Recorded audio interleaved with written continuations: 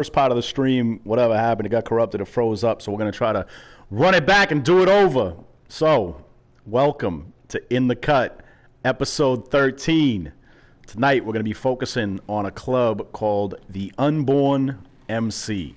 This is a club that has been in operation for 6 years now. And yeah, I had the opportunity to meet them a while back and have known some of their members from Instagram and Twitter. And yeah, they all seem like very chill people, very respectful. I don't see a lot of drama out of them and that sort of thing. So, you know, for me, that's the type of thing that I like to see. So I'm not sure where we got cut off on the last sort of attempt to run this live stream. So some of this stuff may sound a little bit redundant. But yeah, can I get a mic check first of all? Can you guys hear me in the mic? Is the stream operating properly this time? We're back up. All right, good. Let's get it. Let's get it. Yeah, let me see who's in there. Let me see who's back. So make sure we didn't lose anybody. Just put a pound in the cut in the chat. Put hashtag in the cut in the chat if you're on and you're listening, and it lets me know who's out here.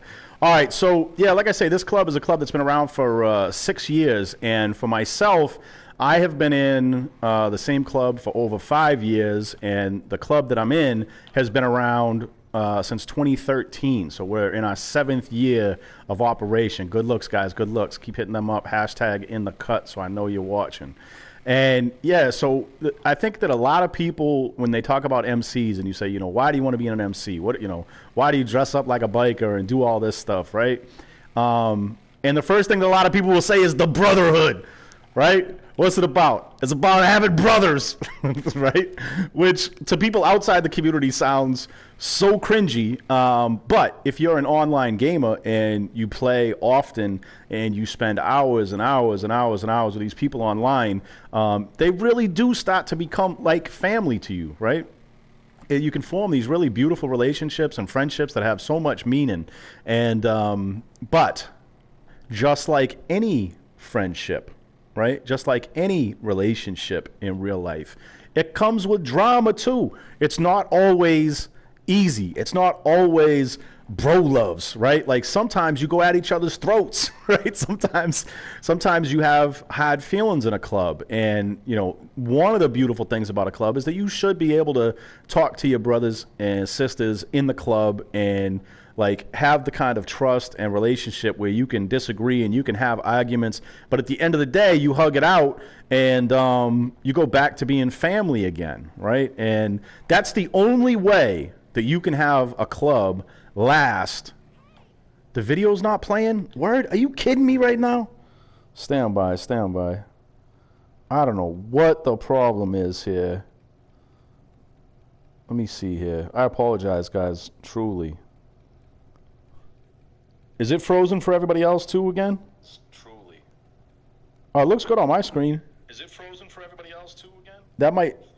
Is that just you, War Master? Let me get some. It's working now. Video is working. All right, it might just be his connection. I'm not sure. Oh, that is really strange. I hope we don't continue to have these technical difficulties. Looks good. All right, all right, all right. So yeah, so like I said before, like a lot of people ask me, how do I get to be on In the Cut? Like, how do I get my club featured? How do I get to, you know, sort of whatever, you know, participate? And for me, the number one thing is you got to have an interesting story, right? It has to be something that I find curious, something that I want to learn more about. Why? It's not the me show, right? It's about them, but for me, I got to sit in a potty chat with them for 2 hours. You know what I mean? Like, I want it to be enjoyable. I want it to be interesting for myself. And pretty much, like, I feel like if I find it interesting, I'm hoping, oh, I just got clotheslined. I'm hoping that the people who watch will find it interesting as well. All right? So, yeah. So that's the reason, that's the primary criteria for getting on In the Cut. The second thing is the dirty work show. The second thing is I like to, you know, obviously deal with decent people who aren't about drama. I'm not trying to promote clubs that are like, you know, cancerous and that sort of thing in the community. Nah, War Master, I think that's you, bro, because it's streaming just fine for me. I have it on my phone in the background right now, and it's working fine. So I don't know if it's your connection. Just keep that in mind. Yeah, maybe turn down the resolution. You know, if you got it on like 1080p or something like that, turn it down to 720 or even 480 so that you can at least see the stuff moving. Yeah. All right. Sorry for that technical interlude. But yeah, so I'm looking for, like I say, clubs that are decent people and are focused on themselves and not out there stirring up drama in the community all the time and being a pain in the neck and that sort of thing. Right. I'm looking for good people that have an interesting story and have been around for a while, because I've definitely featured clubs, you know, sort of on the early phase of their startup and, you know, that kind of thing. And when they don't last, I feel kind of silly having the episodes up on the channel. I might tend to take them down just because, like, you know, a lot of the people who appear on these episodes will have a tremendous number of applicants, right? A whole bunch of people get to learn a lot about your club. And for people that your message resonates with, then a lot of times, you know, you're going to get applications. I mean, some people who have been on this get literally hundreds of applications to join their clubs. You know, Don Bianchi from Bianchi Crime Family hit me up the other day, and Lorenzo was saying, you know, he still gets, you know, like double-digit applications every week, and they were on, what, 2 or 3 years ago, and they're still getting applications off of that. You know, so in that regard, I think it's, you know, obviously a very positive thing for clubs that want to participate. But, you know, if you go out of business, if you shut down, it seems kind of silly to have your, you know, your club featured on there. So I basically just take them down. So that's one thing that I really like about this club is they have been around for so long, right? They're in their 6th year of operation. That is a tremendous accomplishment, especially when I talk about, like, you know, the challenges associated with maintaining, you know, an online family, so to speak, and all the personalities and drama you have to deal with to try to keep the family together.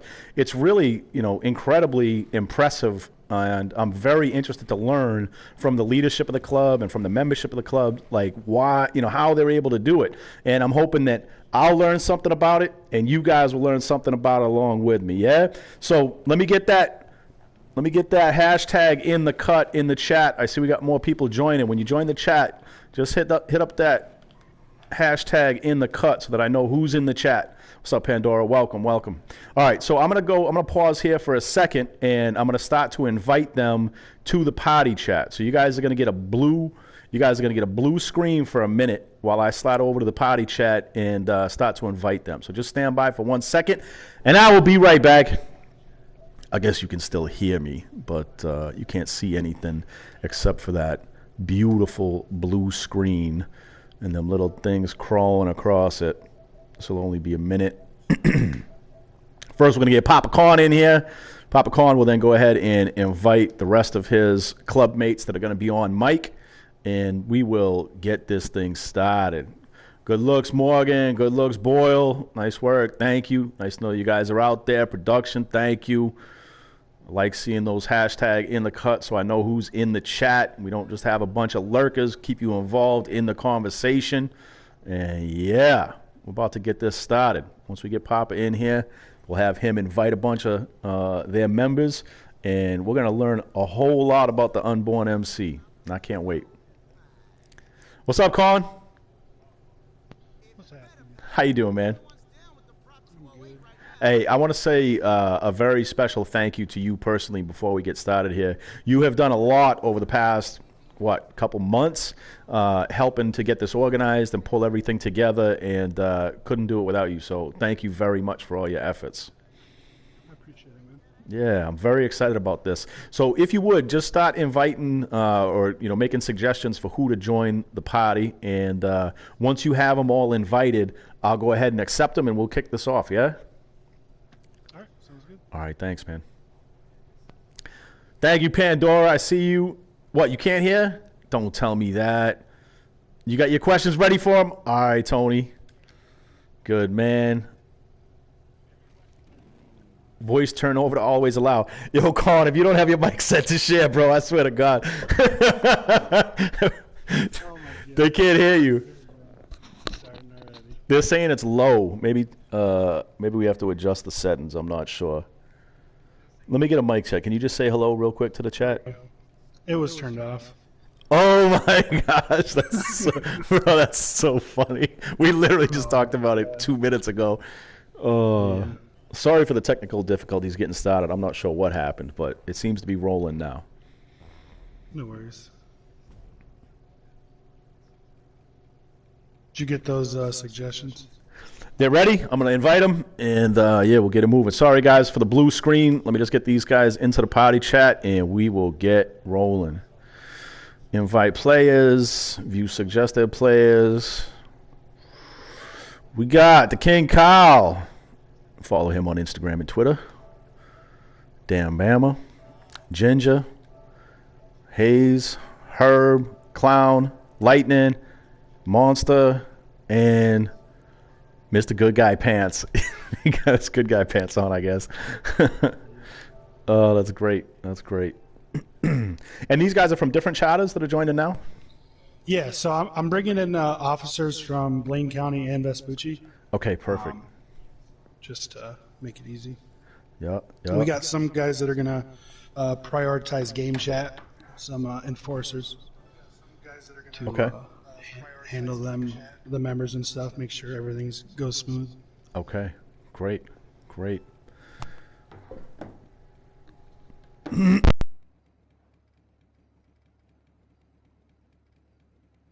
I'm getting reports of a mic echo. Whose mic is echoing? Is it mine or is it Collins? It's one of the guys that were coming in, I think. Okay.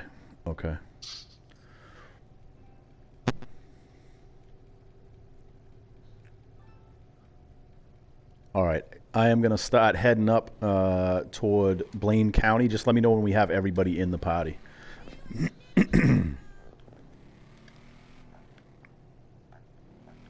It's been so long since I did one of these. It is crazy. Oh, this ain't. I think the last one was Payback Row, and somebody said it was like 10 months ago. I checked it earlier today. I think it was like March 19th or something. Whoa, almost a year then, huh? That is wild. Yeah, it's been a long time.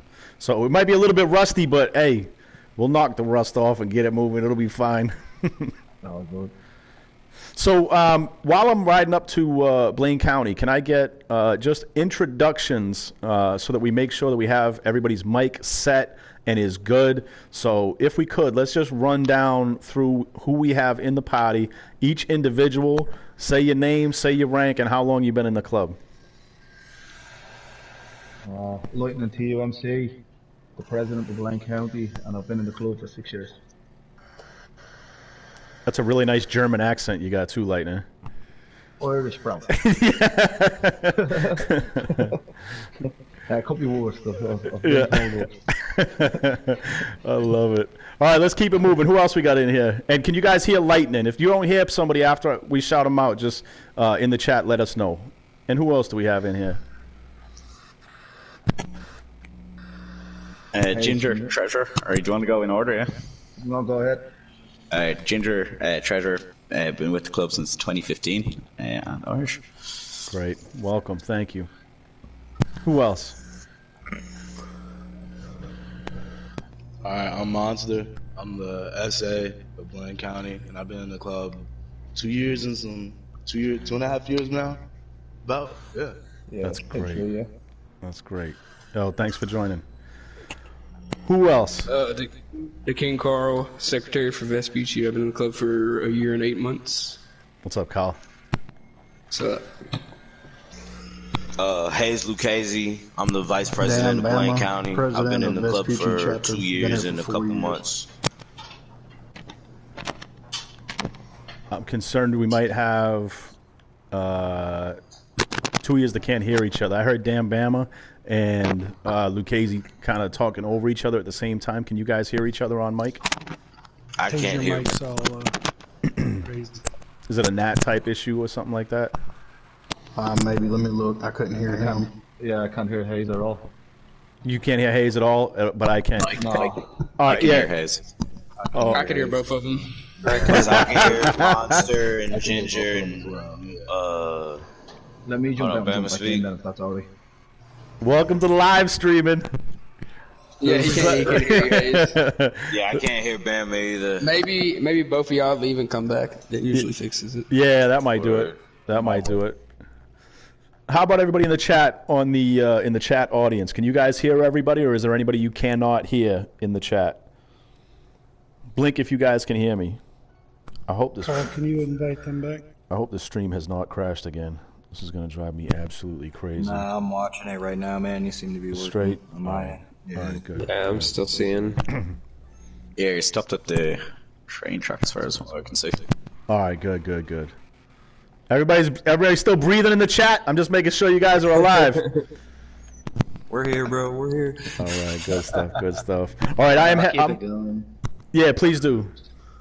Yeah, Clown 86 IX. Yeah, I'm back in. Vespucci. Is that Lee? You guys might have to change your voice chat again. Yeah, something is messed up. We can just be careful about it. That's all. We'll try not to step on each other's toes. Alright. Can y'all hear me? Yeah, I can hear you, Hazel. I can hear you now, yeah. Yeah, I can hear both of you. Bama, can you hear him? Yeah, I can hear him. All right. Do I need to go again? I don't know if I was talking when he was or what. No. All right. Make sure your voice set in the party. Yeah, mine's good. Okay. All right, good stuff. What's up, Prez? What's up, brother? Lightning, thank you very much again for pulling everybody together and making time tonight. I know and very much appreciate you guys making the time for me tonight. Oh, thank you. Yeah, for giving us the opportunity as well. Ideally, we would have... I'm sorry to hear that. Yeah, so that's the reason why we're smaller up here, but we'll go for what we are. Yeah. And look, and the other thing too is I want to apologize having to do it during the week. For anybody who doesn't know, I live way out in the country where we basically have like 1985 internet, and unfortunately I can't stream from my new house, so I got to stream when I'm out at hotels traveling for business. So usually that's for me like Monday through Friday. I fly home on Friday, so I can't stream that night, so it pretty much limits my stream time from Monday to Thursday. And I know during the week, a lot of times it's harder to get people out. So I really appreciate you guys that were able to make it. I would love to be able to do it on the weekends and make it more convenient. So I apologize for that. And like I said, I appreciate you guys making the time. Of course. So, good, man. Lightning, would you do me a favor and just kind of introduce your charter to me? Who do we have here with us tonight in the circle? Okay, so I already introduced myself. I'm the president. To my left, we have Monster. He's a sergeant at arms of Blaine County. We have Sharkman. He's a patch member beside Monster. Then around again, we have Hayes, who is our VP. Cajun is our patch member. Blanks is our patch member. And then Ginger we have is our treasurer. We also have an enforcer of the charter. And he's the guy that was having the family issues today, Satch. So we're all thinking and praying for him and his family today. So I'm hoping that everything works out for him, but he would have been here otherwise. And we also have a guy called Assassin, who is our secretary. And then we have a couple of other patch members that just couldn't make it today as well. Well, And yeah. Marlboro, man, our road captain. And Marlboro, sorry, he's on the way actually. He's on the way? All right, good. Well, listen, yeah, blessings and nothing but best wishes for the gentleman who couldn't make it tonight and everything that's going on with him and his. I hope that all is good. I'm a dad myself, and I know where your priorities got to be. So I hope that everything works out well for him and his family. I'd appreciate that. So Lightning, your club has two different charters. Am I correct? We have Blaine County and then Vespucci Beach. Yeah. So at the moment there are two active charters. We also have a North Yankton charter. So the way the North Yankton charter works is if you've been a patch member with the club usually for a long time, or depending on how much you've kind of put into the club and the effort you put in, we allow, sometimes members can get a little bit inactive, as you know yourself. Yep. Usually if that happens and we kind of feel like you didn't really earn the right to keep the patch, you'll obviously be kicked. and strict. We use the North Yankton Charter for members that have become a little bit inactive but have also earned the right to keep the patch, so that if they're only getting on every couple of months, they can come on and ride with us and still rep the club. So you kind of have to be a special type of person to be in the North Yankton Charter. Other than that, it's just Blaine County and Vespucci at the moment. We are growing fairly quickly at the moment, so we're hoping to maybe open another third charter soon enough if things keep going the way they are. Yeah, I really like that concept of the North Yankton Charter because, you know, as you said, I mean, the reality is, particularly in a club that's been around for a long time, you have members, life changes, right? So like when you're prospecting and wanting to join, you're all fired up, it's your main focus. You, for whatever reason, in that time in your life, you have time to focus and get dedicated, but then life changes. You have kids, you get a new job, whatever. Or, quite frankly, you just get bored with playing video games, right? Like you don't want to be on doing that as much. Other interests come along, especially for a game that's been out for 6 years now. So I think that that's a really cool approach because I can tell you, I hate to see brothers leave just because they don't have time or they don't feel it anymore. But like you say, you can't have a club, quote unquote, with a bunch of people who aren't active. So you have to have a solution for that. So I really like that. I think that's a great approach. I'm not sure I've heard of other clubs doing that. Oh, definitely. Yeah, you know how it goes. You just listed it all. It always hurts to see especially someone that you're close to, when something like that comes up and they can't ride as much anymore. So to have that little touch where they still have that bond and that connection with the club, I think is nice. It'd be nice to see other clubs out there maybe using a similar approach. I'm not trying to tell clubs what to do, but just in a sense that I know how hard it can be and how it can get to the feeling sometimes if you do have to lose a brother in that sense and over those type of things. So there's other great clubs out there that could maybe benefit from it if that's a thing that they want to look into. Yeah, I like that. That's a great approach. And so tell me, in terms of this charter, why Blaine County? Why not just have one charter out in Vespucci? Well, the Blaine County Charter was our first charter. So for me personally, well, when I joined the club, we already had Blaine County. But for me personally, when I took over as president, the national president at the time had offered me a charter. And I wanted Blaine County just because of the reputation Blaine County has within the GTA game. As well as that, it kind of has that biker feel to it, you know what I mean? Like, down in the city, I kind of feel it's a little bit more Hollywood type of feel. Yeah. We're up here, there's like real biker type of feeling to it. And then it was like the charter had already kind of created a little bit of prestige before I took over as the president.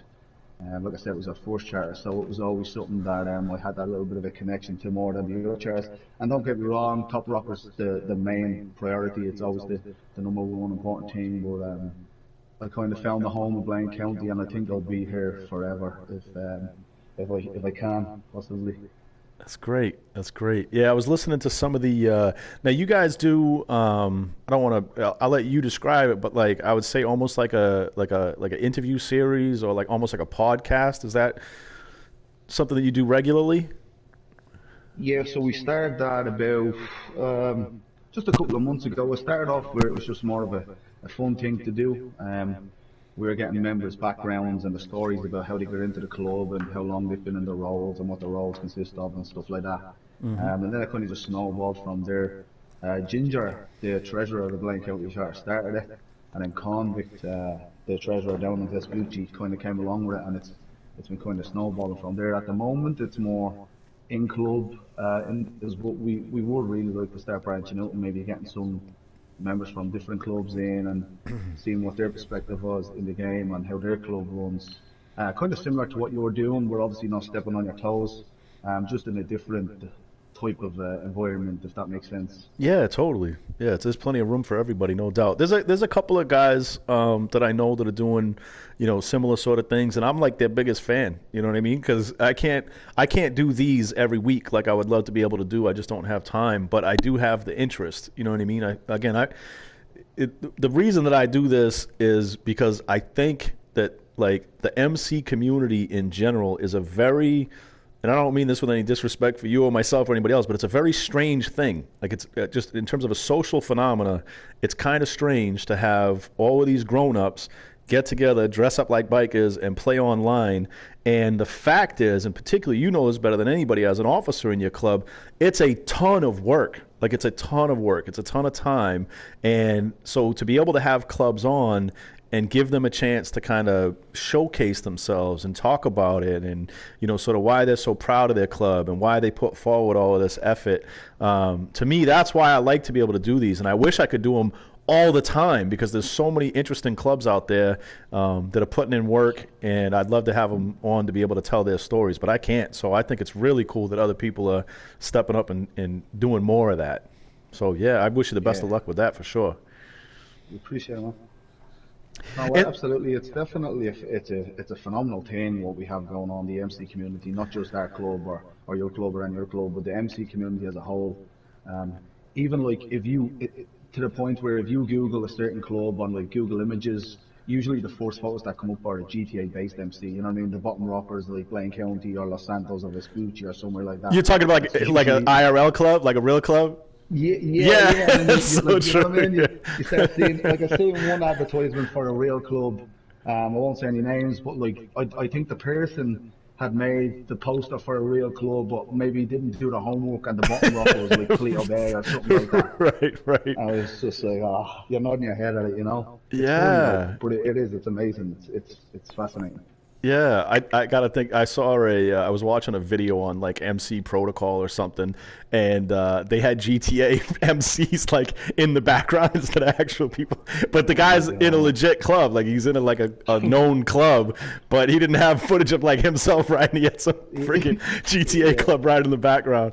I'm like, damn, graphics are good. The next best thing, really. Yeah, for sure. So now tell me about the name The Unborn. Where did that come from? It's funny. A lot of people ask that. Mainly the question to be asked to the founder, Stan, who we call our general. He's actually on holiday at the moment, but when asked where the name of The Unborn came from, he just kind of laughed about it and said, you'll find out when you become a patch member, and he never really tells the story of where it came from. Yeah. Different members have kind of put their own little solution together. You think of like someone that was maybe reborn, someone that, you know what I mean, they did bad things in their life and now they're reborn. Well, we can't be reborn because we're unborn, or we can't be killed off because we're unborn. And there's different takes on what it might mean. I guess there's no real story behind it.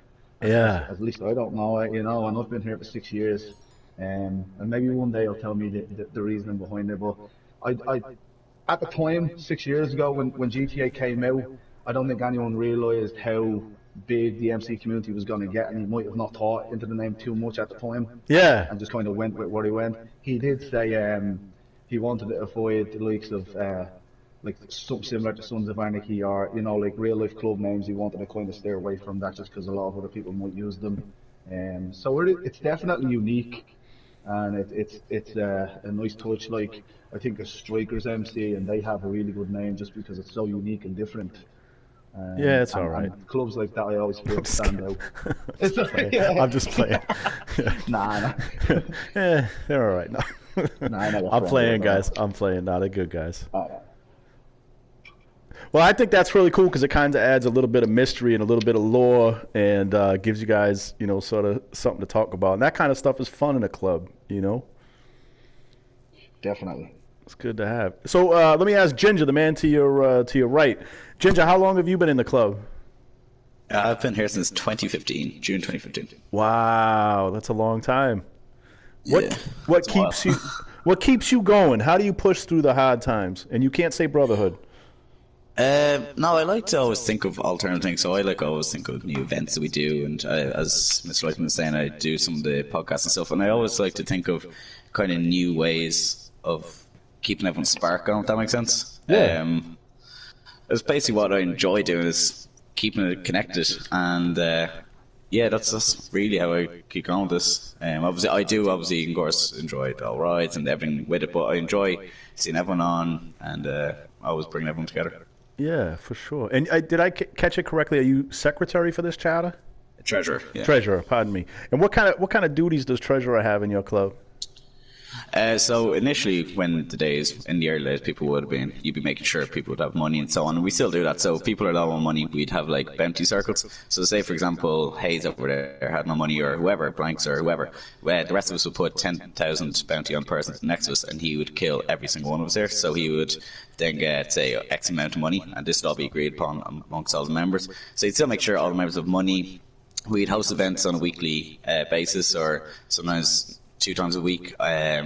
We'd live stream. Then we'd run some of the social medias as well, both me and Convict. And yeah, we just kind of, that's got all snowballed over the years basically, and expanded.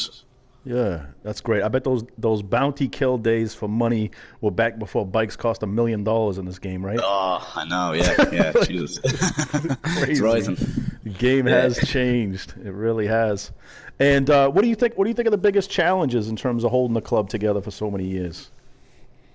I think it's trying to get everyone's interest always there the whole time. If that makes sense. So you can't kind of be doing the same thing the whole time. But if you find something that a lot of members like and they'll joke about, so certain events, people just relax and have fun.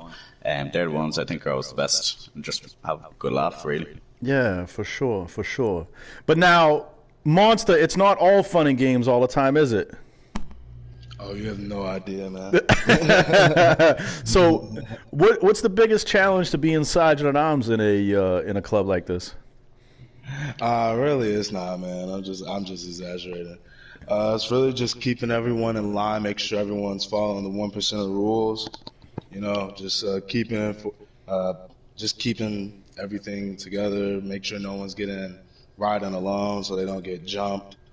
You know, we never try to ride alone. We always got to make sure that we're riding in 2s or more. Yeah. Usually 3.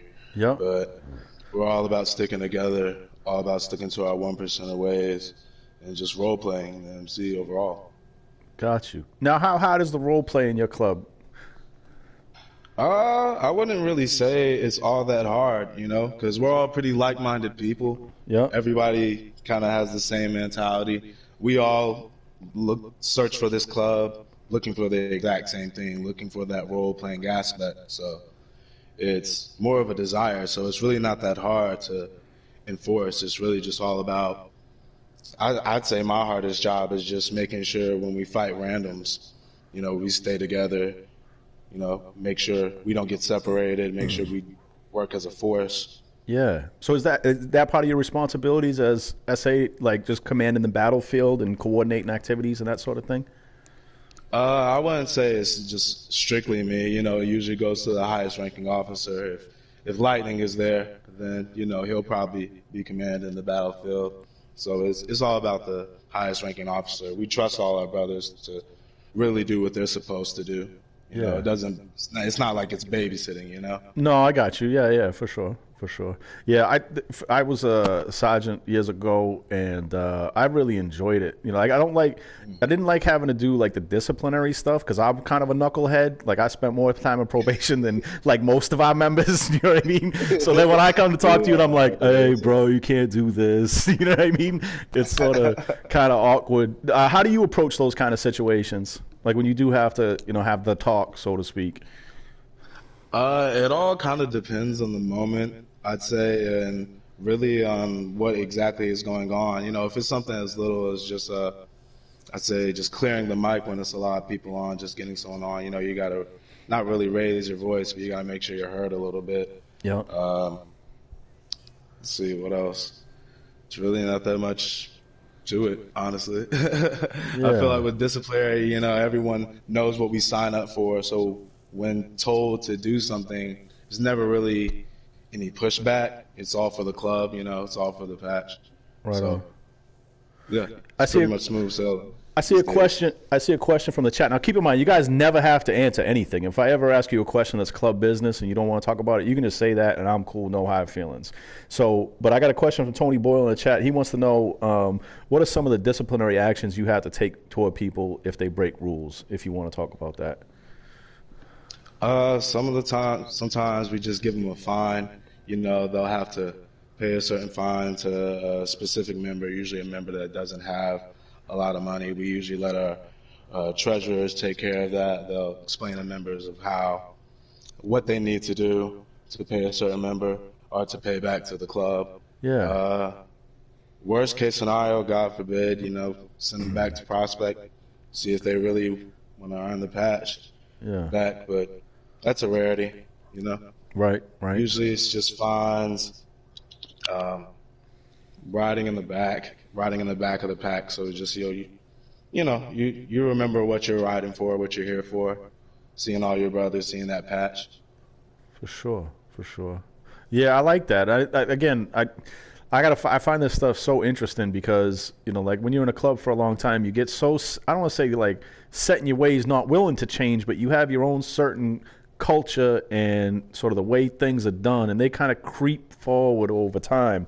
But when I get to talk to somebody like you who's in a completely different club, completely different approach to like disciplinary actions, it has me sitting here going, that makes sense. Like, I like that. That's, you know what I mean? So that really, I appreciate that. And sharing your knowledge with me. Oh yeah, we appreciate you, man. Who else do we have from Blaine County in the chat right now? We got Hayes in here, right? Yeah, he's up. Yeah. How you doing, Hayes? What's going on? Doing a little in the cut episode. Oh yeah. Tell me about your responsibilities in the club. Well, I'm a vice president. I'm actually sort of a new vice president. You know what I'm saying? So, vice president, they are here when the VP or when the president can't be. You know what I'm saying? Basically, I see it as I'm the one who has to keep the level head in a lot of situations. You know what I'm saying? Me and our Sergeant Monster are very close, so we kind of handle situations together. So, if a disciplinary action comes around or problem arises, I'm the one who kind of has to, calm everything down and keep everything at a mid-ground so everything can be solved in, in a level-headed manner. So, yeah, sure. You know what I'm saying? Yeah. So do you feel like part of your role is like being like one of the accessible officers, if you will, that like if patches have issues, they can come to you and talk to you, that sort of thing? Definitely. I think that since I've been here for around 2 years or so, I've gotten to know a lot of the brothers, very closely and, have relationships with them for a long time. So they feel comfortable coming to me and talking to me about whatever they need and whatever, needs to be done. Yeah. And what do you think it is that keeps your club together for so many years? What is it that holds you guys all together? I know you said don't say brotherhood, but that's really what it is. I know it. That's honestly what it is. You know what I'm saying? We talk every day. I've met a couple of guys, in real life. We have conversations about everything. Me and the president have so much in common. It's ridiculous. He's from Ireland. I'm from Atlanta, Georgia. And we talk about shit all the time, and we have so much in common. And, that's what keeps this club together. That's the glue that holds everybody together, is we really do fuck with each other. Yeah. And now, if 10 years ago somebody said to you, you're going to call a guy from Ireland your brother and you guys are going to have so much in common that you're close like family, what would you say to them? I'd have been like, bullshit. Like, no way. Right. You know what I'm saying? Online? Exactly. Yeah. Exactly. Yeah. No, this club has expanded my horizons and opened my eyes to a lot of things that I would have never guessed before. It's crazy how close you can get, right? Exactly. We got people from Ireland, people from England, people from Florida, people from Atlanta, people from the Netherlands. We've had a member from Sri Lanka, I think it was. Wow. Australia, all types of places. Yeah. The world's getting smaller fast, isn't it? Exactly. Very cool. And how long? You said you've been in the club for 2 years? Yeah, 2 years and a couple months. We patched in December 29th. Me and Monster came in together. So you guys were Prospect like brothers, like coming up through the ranks together? Well, yeah, we know each other in real life, so we legit like came in together, like interviewed together, prospect together, patched together. We became enforcers at the same time. He's like my twin. Wow. Yeah. That's a really cool thing to have. That is a really cool thing to have. Yeah, I like that. Yeah, I was way older than everybody in my prospect class, So I was just kind of like the old dude that wasn't on mic and that kind of thing. So I think it's cool that you guys could do that together. And so tell me about, if you don't mind, tell me about your prospecting process. If somebody wanted to join, how do you do that? Like, what's the process look like, from whether it's an application or how they approach you? Like, what's that process? Well, it starts and ends with our secretary. So you have to contact the secretary in some way, shape, or form. He's always checking the social club group to see if anybody's trying to join through there, or messaging other members. If they get a message from somebody, they'll send them to the secretary, and then the secretary, asks some questions, vets them, all that, and gets them set up. And we definitely make sure that we're patching in the right people. That's one thing we're very adamant about, because we are big on quality over quantity. And we want brothers that'll stick around. Like you've seen, we have people here for 2, 3, 4 years, 5, 6 years type shit. Yeah. So we want brothers that will stick around, and we know will stick around. So, you know what I'm saying? And we are a big role play club, so we treat prospects like prospects as well. Right. You know what I'm saying? Yeah. And do you have different steps? Like, do you start out as like an associate, and then a hang around, and then what's the process look like? Just the stages. It kind of usually depends on how they reach us, because if they come at us through lobby, we'll hang around with them for a couple sessions, and then the prospecting period we kind of use as that vetting period. You know what I'm saying? They will prospect as long as they need to prospect. Right. Just to make sure that they're good, and they're the right fit, and they also making sure that we're the right fit and everything. So we don't necessarily see the need for a hang around period or an associate. Like, you prospect as long as you need to prospect until we feel like you're ready for the patch, or you're not. Yeah, for sure. And that's kind of what it has to be. Oh, my bad. Sorry. I can see that's kind of like what it's got to be, right? I know a lot of people will ask, like, when they look to join our club, like, well, how long is this taking? How long is that taking? I'm like, I don't know. Are you a fuck up? Do you know what I mean? You got a good head on your shoulders. Exactly. It's going to go faster for you, right? If you're a dumbass, it's going to go real slow. Exactly. Yeah, that's good. And did you have to prospect for a long time to get in? Like, can you talk about how long, roughly? Just to give people like an idea. Well, I mean, personally, I'll talk about my personal experience, because I can talk about my personal experience. But no, not necessarily a long time. I'm kind of, I don't want to brag or anything, and please don't take this as bragging, but people in the club kind of know me as having a lot of knowledge on, like, the MC culture in real life or whatever. You know what I'm saying? I do a lot of research. I have a lot of knowledge on things or whatever. So I kind of knew exactly what I needed to do to, be a prospect and be a good prospect. I was going out of my way to drive shipments. I was, doing what I needed to do, guarding places, all that type of stuff. So it didn't take me very long. And Monster patched in the same day I did, so. Nice. Oh, that's great, man. That's great you guys got it like that. And who else is in here from Blaine County on the mic? I think that's it. So you close. On the mic, are you, Shark? Nah, Sharks. It's only officers in the party. Yeah. All right. Well, thank you for finishing strong, Hayes. And what I suggest we do now is maybe slide on down to Vespucci. You guys want to do a ride down there? Meet the other side of the family? Yeah. All right. Let's get it. Yeah. Oh yeah. We park our bikes around the back door, so we're just gonna head around this way and grab. All right. I'll meet you when you guys form up. He said, Dirty, read my question. What's the meaning behind the patch and the centerpiece? All right, we'll cover that off when we get down to Vespucci, maybe. And we got other questions about a nomad charter. Yeah, it's good. Hey, first of all, for you guys in the chat, thank you very much for the questions. Obviously, again, for me, there's a lot that I want to learn, and I'm very curious. But you guys in the chat come up with some good stuff sometimes, and it's very helpful to me just to be able to glance down and see a question. So if I don't get to it right away, don't be shy. Don't be afraid to, go ahead and post it up. From what I can see so far in the chat, everybody has been real respectful, and I thank you guys very much for that. I don't like having to ban people, so yeah, good stuff, everybody in there. Thank you guys. And Payback Rose says congratulations on making the cut, guys. They were the last. They were episode 12, the last club that we featured back in March. Nice. Appreciate that, boys. So, Dorothy, what's the timing frame on a ride here? Do you need us to go direct, or are you okay with riding a little bit? You ride how you ride. This is your show. I'll just try to keep up. All right, let's go, boys. Because we usually don't just go straight to the destination. We enjoy our ride. You know what I mean? So yeah, it's always about the ride and not the destination, as you would know. Yes, sir.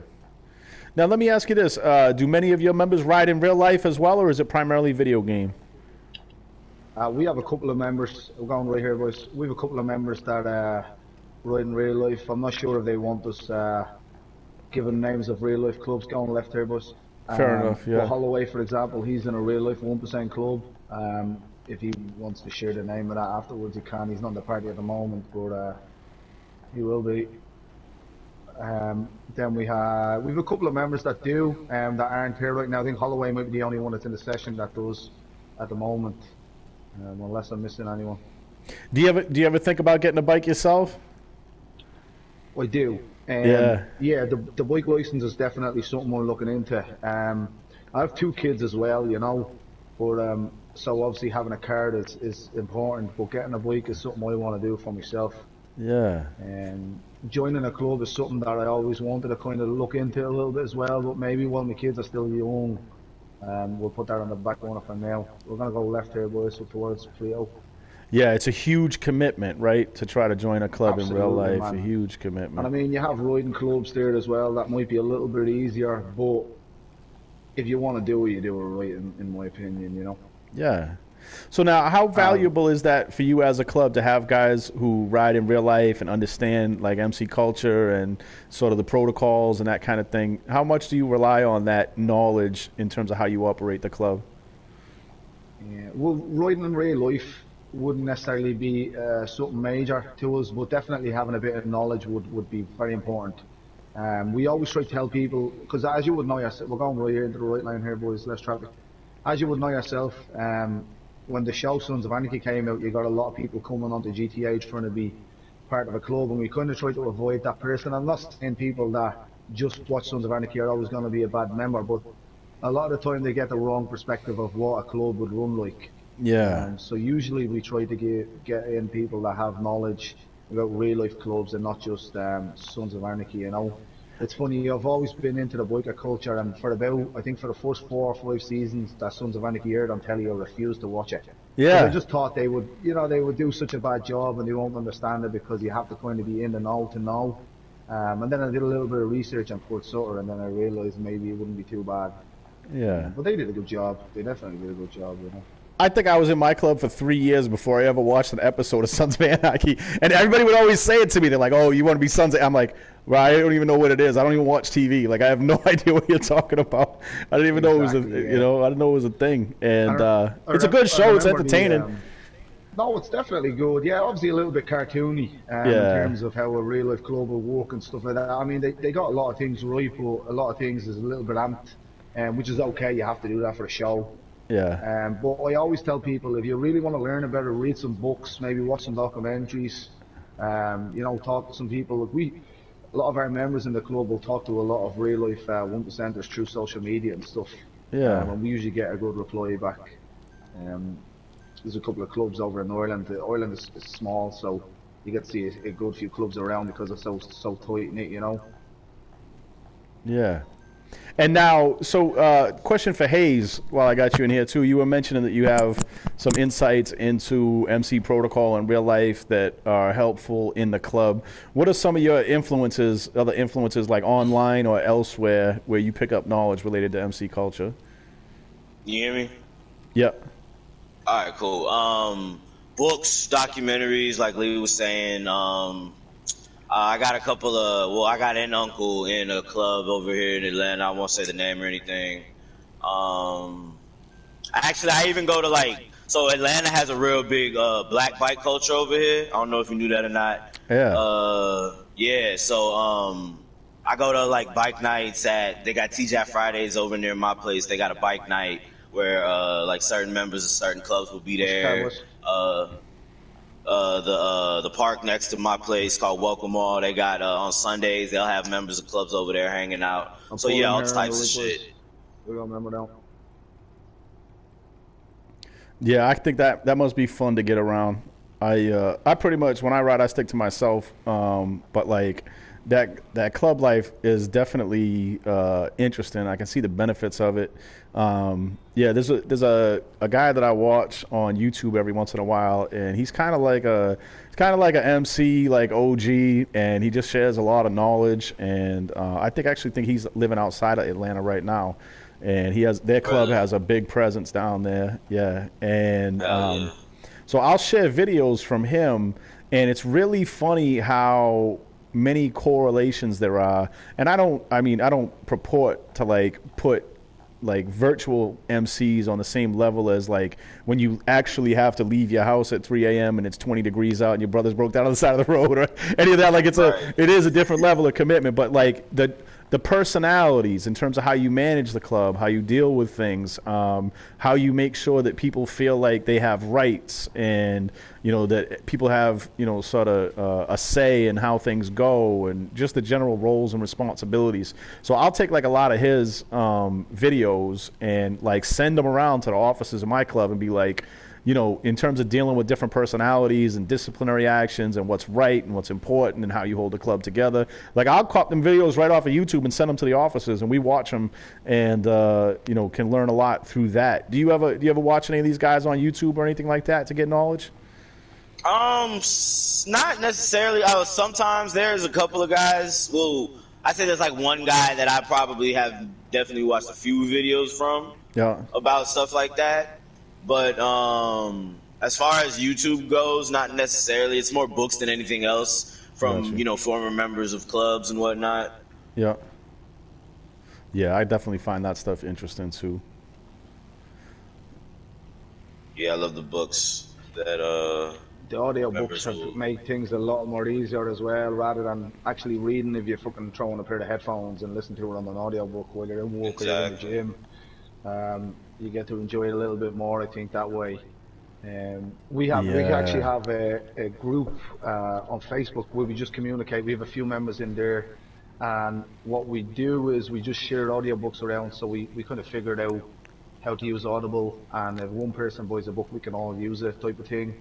Man, how do I get in that group? Yeah, well, you're more than welcome, man. You're more than welcome. Dude, I am a voracious consumer of audiobooks. Like, I am always listening to an audiobook 24/7. Like, oh, it helps. I mean, I don't even listen to music in the gym anymore. Just audiobooks now. It makes things a little bit easier, Yeah, same. Yeah, I think it's a great way to gain knowledge while you're doing other stuff. Definitely, man. Definitely. Yeah, and just peace of mind. Just up ahead here, we have a member. Dano, his name is. So Dano is my real life brother. Oh, cool. He's a member of the club, but he's in the North Yankton charter. So back to what we were saying earlier on, just about having that charter there for members that have kind of stuck around for a long time and then got a little bit busy in real life and couldn't ride as much as they wanted to. Dano is a good example of that. So he's in the North Yankton charter at the moment. Yeah. Oh, that's we're just going to cut back across 66 here, boys. And then we'll start making our way down to Vespucci. We got Patriot Riders shouting out. Oh, my bad. Patriot Riders shouting out Demons Row TV and Insane Throttle. Those are two that I like to watch as well. So, yeah, I like them, and I like Black. There you go, Slinger. You took the words out of my mouth. Black Dragon is another great source. And, yeah, like I was saying, he's right outside of Atlanta and has just tremendous decades and decades of knowledge on the MC scene. Just lots of I'm pretty sure that's who I've seen, Black Dragon. That video, his videos. Yeah, the thing I like about him is he's an old dude, right? Like I think he's like 60 years old or something. And there's a certain... What's that? Black boy, is it? Yeah. Yeah, I've seen a couple. He wears the cowboy hat. That's right. That's him. Yeah, that's him. Yeah, that's I've him. seen a couple of his videos. Yeah, that's him. He's just got, when you get to a certain age, you mellow out, right? And you get a certain perspective that you just cannot have when you're a young man and you got all that rage and stuff going on inside you. So to listen to him sometimes, he has a very chill approach. And that's why I really like listening to him. I feel like he's, got a good calming influence on different situations. It's nice to get a different perspective. You listen to different people from different clubs or different backgrounds of clubs. One we read recently was It was a book called Enforcer, and it was an Australian club. It was about the Australian charter of the Bandidos. Okay. And a lot of the other clubs that you'd read about are mainly American. So the Enforcer book, Hayes actually put me onto it. It was one just to get that little bit of a different background because they're over in Oz, and it's one of my favourite books out of all of them that I've read so far. I really, really like the story. It's like an A to Z story. It's not like a life and times type of thing where it's scattered. It starts off at this part and it ends at where it should have been. You know what I mean? Yeah. So it's an actual story. You get that little bit of a hype to figure out how it ends, and you kind of know what it's coming to, but you don't know in a sense. Right. Really, really good story. If you haven't read it, I would recommend it. I will definitely check that out. Good looking out. Yeah. There was a big biker-related event that happened in Australia that it kind of centers around between the Bandidos and the Comancheros. Yup. Is this when they split off? Yeah, exactly. This is right. I know exactly what you're talking about then. Yep. Father's Day Massacre. Yep. Yeah, the book's by Caesar Campbell, if you know his name. Yep. I'll check that out then for sure. Hey, I'll definitely check that out. Yeah, I'm good. Is he alright? Yeah, I'm straight. They don't need to pull back up, boys, yeah? I'm good. So yeah, we tried to keep everything as real as possible, you know what I mean? Everything within our club, we tried to keep it like mimicking a real life club as much as we can, and that was always the goal from day one. Yeah. Was to have like that feel of a real life club, like what we were talking about earlier on, especially if you have kids and stuff like that. And not everybody looks at it the same way, but if you just haven't got that time to ride in real life, this is probably the next best thing.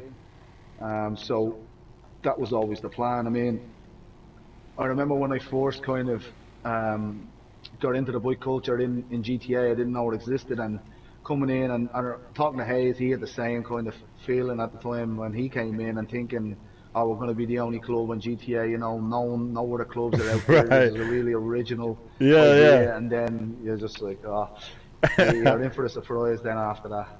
Yeah. Man. And now, so... What's that? I was about to say, me and Monster started a club when we first, when the DLC came out, and we thought, like we said, we were the only ones out here. Yeah, that's funny. That's always in for a surprise. Yeah. We're going straight through, boys. When I start heading down towards the Vespucci clubhouse. So we used to have a Polito Bay charter as well. Shit. Monster down. Boys. Yeah. You had a Polito Bay charter as well? We had a Polito Bay charter as well, which in a sense is where the Vespucci charter came from. We'll let them kind of tell that story a little bit better if they want to. Right. We had a Los Santos charter back in the day. We had a Nomads, which Nomads then became the North Yankton charter, or what our North Yankton charter is now. That kind of stemmed from what our Nomads charter was. It's pretty much the same thing, runs the same way, just the location in a sense changed. Yeah.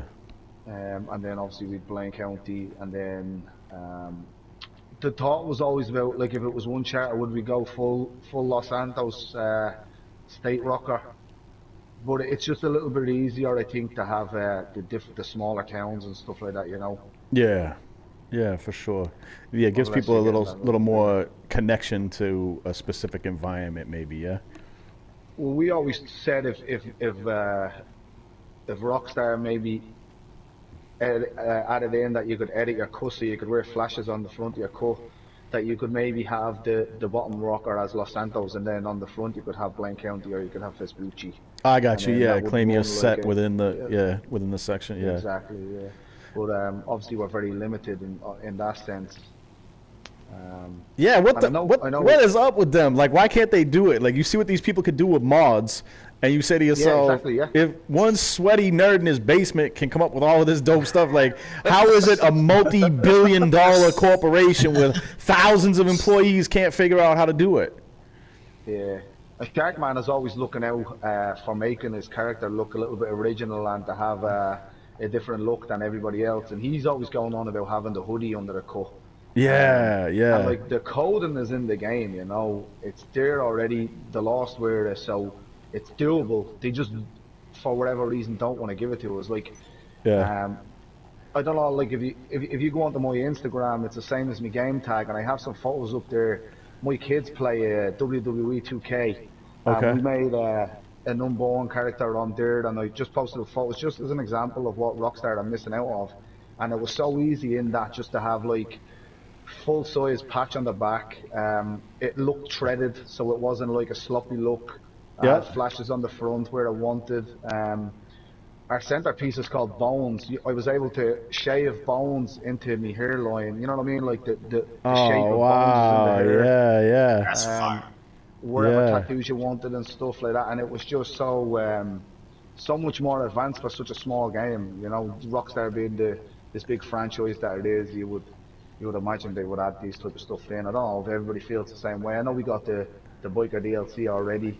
I think we're probably the only community out there that didn't get a part 2 for what we wanted. A lot of other ones got part 2, you know. Yeah. We got part 1 only. I think GTA 6 is a long way away, so I wouldn't write it off just yet. I don't have any inside knowledge or anything like that. Like, I've been down to Rockstar Games New York headquarters, and like, we were like, kind of pressing them, like, hey, it would be nice. I know you can't say nothing, but it would be really nice if we could get a bikers too. And they didn't give us any indication one way or the other. But one thing that I do know about them is that they have the whole kind of storyline plotted out for years. So like what they're doing with GTA Online and the same way they're doing it with Red Dead Online is they basically have a whole story arc. Like they knew what the first DLCs were going to be.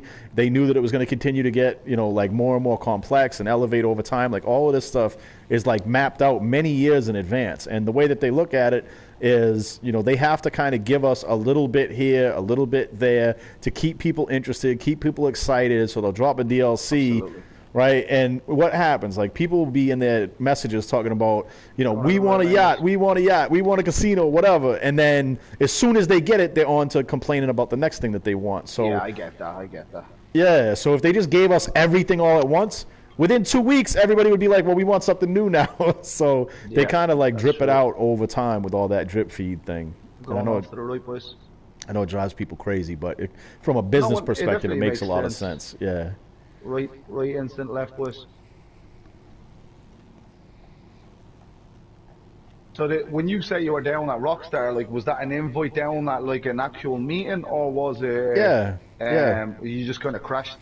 No. Because I know you're followed by them and stuff like that. So you have do you have like an insight? Like, obviously you might not be able to answer these type of questions, but. Is it like a thing that you're an insider in there, or? No, I have some good relationships. I've known a number of them for many years now, and through just different things in the community, and so I have some good friendships with people who work there. So if I'm coming to town, I'm like, hey, I'm gonna come through, and so I went down there with another Reaper Lord, and they took us out to dinner. We went out for drinks and like got a little tour of the office and all that kind of stuff. But yeah, no, it was all prearranged and everything. They knew we were coming. They had like our shirt sizes and all of that like mapped out. It was great. That's amazing. Yeah. So you're definitely able to kind of give suggestions in a sense and just say, look, this is what we're pulling, boys. Yeah, I mean, I try to be respectful of the relationship. Like, if you think about it, like, I wouldn't want anybody coming to my job, like, if we're friends, and being like, hey, Dirty, I think, you should use these kind of guns or this kind of ammo, or, you know what I mean? Like, I would be like, all right, well, why don't you stay in your lane and I'll stay in mine? You know what I mean? So I try to be respectful of that. But I bitch a lot publicly, like, all the time. Like, if I have a complaint, they know about it. You know what I mean? Yeah. Going straight on here, boys. But yeah, no. So that. But the one thing that I do want people to know about, like, the people at Rockstar is, like, in the gaming industry, like playing for Rockstar is like playing for the Red Sox or playing for the Patriots. You know what I mean? Like, it's the top of the top. Like, they're the best of the best. And the people that I know from there are all wicked smart, like super talented, extremely hardworking, and it always kind of makes me a little angry when I see people running them down, because it's kind of like, bro, you can't even imagine like the hours. Like my one friend, who works there, like when it's DLC time and stuff, like he's texting me. It's 10 o'clock at night. And he's like, bro, I'm just leaving the office now. Traffic's crazy. And I'm like, he's been there since 7 o'clock, 8 o'clock in the morning, and trying to fix bugs and that kind of stuff. And like you can't help but respect that. So I'm not trying to like polish their balls. Like I say, I bitch about them all the time, but I really do have tremendous respect for those guys, and I feel like if there's something that the community needs, they're gonna make it happen. So that's why I say I really feel like there's a very good chance we'll see another addition to bikers. Nobody has said that, but I feel like they're not stupid. They know what people want. You know what I mean? So if you don't mind me asking, before you go into talking to the Vespucci charter. Yeah. Did you only become friends with these Rockstar employees through being a Reaper Lord, or was that something that you did before you were a Reaper Lord? Yeah, I was on live streams with them long before I joined the Reaper Lords, which it actually made it more difficult for me to join the Lords because I had like a little bit of a like profile like online.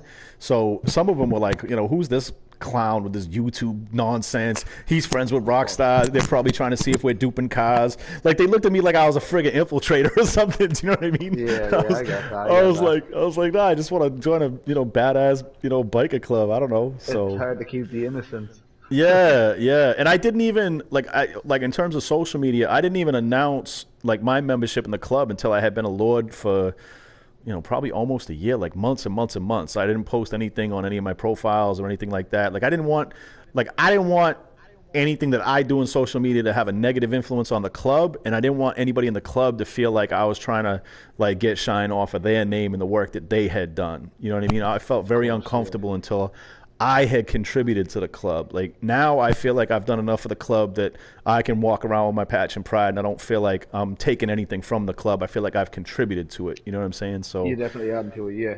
Yeah. How long have you been a Reaper Lord? Since 2014. Nice. Yeah, I started out on PS3. How long have you done? What officers positions have you ran through? I was on. What we practicing for your podcast now? You flipping the script on me? No, I just don't want to steal from you guys because it's your time. But I've served in a bunch of different officer positions, and I've done whatever I can do whenever I can to help the club. But I don't want, like I said, I don't want to make it about me. This is I want to stay focused on you guys. I'll come on your podcast and we can talk about all of that if you want. Definitely, 100%, man. That'd be great. All right, introduce me to these guys over here. Well, Bama in the white hat is the Vespucci president. Hey, Prez. I'll let Bama take over from there, and then he can introduce. How's it going, man? Doing good. Introduce you to his chair. Man, you got a tough act to follow. These guys really killed it. Excellent work, Prez. Lightning, thank you very much. Really enjoyed learning about you guys. Thank you, bro. All right, Bama, no pressure, no pressure. Yeah, I know, right? How's it going? Everything's been said, Davis. You already know we're good. Good. I'm going to go down the line here. All right. This is Clown, Vice President of Vespucci. Hey, Veep. Carl, the King Carl, Secretary. That's my boy Kyle. You guys follow him on Twitter and Instagram. Convict, our treasurer. Yeah. Herb T, Enforcer. Hey, Herb. Hold on just a second. Sorry about that. Pants, this is an Enforcer. Hey, Pants. I call him Hand Dance in the Pants. His name is Mr. Good Guy Pants, but I like Hand Dance in the Pants better. We've got D. Rocca, patch member. Hey, D. George, patch member. What's up, George? Felicia, patch member. Bye, Felicia. Bo, patch member. Oh, Bo. Hatebreed, patch member. What's up, Breed? Fingers, patch member. I like Fingers' name. He's got my favorite name in here, I think. And Prodigy Man, which is our probationary tail gunner. What's up, Prodigy? Welcome, welcome. Yo, thank you guys all for showing up. And who do we have in the chat again on mic for the VB chatter? We've got Clown Carl. Yo, knock that off. That's he lagged out. That's his character. Oh, this wouldn't be the first time an episode got infiltrated. Let's put him down real quick. There you go. All right, that's settled. Anyways, Bam, I can barely hear you. can anybody else hear me pretty good? Yeah, I You can hear keep you. cutting in and out on mine. I can hear you. I hear him perfectly. Anyway, we've got Clown, Carl, Convict, and Herb. I think are the only ones in here in party. Is Pants is in here as well. I I'm think here. Pants is jumping back and forth, but yeah, he's in here. And Prodigy should be in here as well. All right, good stuff. Well, listen, I want to say thank you to you guys as well for making time. I know it's not always easy, sort of weird time, 5 o'clock on a Thursday. So thank you guys very much for making the time to come out and be a part of this. All good, man. We appreciate you. Thanks for having us. For sure. Now, Bama, one of the things that we were talking with Lightning about on the ride has to do with how you guys really try to stay true to MC life and MC protocols. Why is that important for a GTA club? For the structure, I would say more than anything else, we like you said, we emulate a biker club. I mean, as much as we can here, of course. Yeah. Because it holds the structure, and it makes you feel like you're a part of something when you've got structure and you've got that to look at. You know what I mean? Yeah, it gives everybody sort of an expectation for how things are going to operate and gives them something to be a part of. That makes sense. Yeah. And so how long have you been in the club? I've been in here for 4 years. Wow, that's a long time. And had you done much with like GTA prior to that? Like, what was your GTA experience prior to joining the club? Before that, I was on PS3 and was actually in a mafia crew. Oh, word? Yeah, and to be honest, it was pretty interesting. I enjoyed it. I really did. Yeah. I mean, it was kind of an open crew thing, but they had they had the structure going on and all of that. There was the Don, and then there was so forth and so forth. Consigliere. yeah. And so I actually think that's like a very common career path, so to speak, for a lot of people in GTA. Like people who are looking to be a part of something that has some structure. A lot of the people that I talk with that are in MCs today, had previously been in like a crime family or something like that. So what was it about the MC life in particular that appealed to you and kind of drew you away from what you were doing?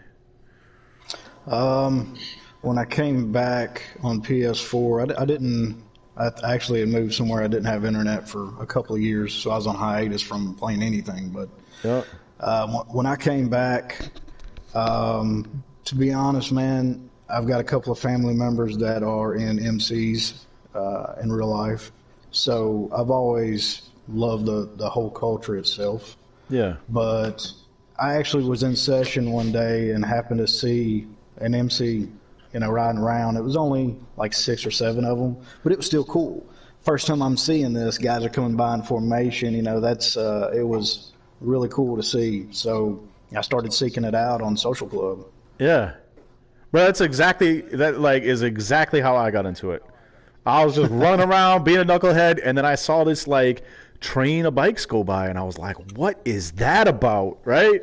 And I started Googling GTA motorcycle clubs, and I found my club, and I was like, yeah, I'm gonna go give it a shot. And it's been fun ever since. So that's funny. Yeah, literally the same experience. It's kind of a unique thing in such a crazy game. It is. It really is. And I am proud to say that this was the first one that I came across several, but this was the only one that appealed to me because it wasn't it wasn't a ripoff of a real club. Yeah. And for me, that's I like originality. So first one I came to, and won't never be in another one. Yeah, this is one thing that I don't like. A lot of people ask if they can be on this, but if they have if they're using the name of a real club, I'm not comfortable putting that on here. You know what I mean? Right. That wouldn't be either. I feel you. Yeah. Stand by 1 second if you don't mind. Your mic's going to go dead. I got to hop in the potty and send some invites. It looks like we lost some people, so I'm going to try to bring them back in, okay? Just stand by for 1 second, please. Thank you. Apologize to you guys in the chat as well. You're going to have a blue screen just for a minute. I'm going to get these suggested players into the potty, and we're going to keep it rolling. If you guys have questions for the Vespucci Beach chatter, please feel free to go ahead and send them. All right, Papa Con, you're in. Con, you're in, yeah? Yeah, let me set my settings. Is there anybody else I need to bring in? Prodigy. I only see you in the suggestions right now. Shoot them to you. Thank you, sir. Yep. Did Clown lag or did he leave? No, I just had to reset.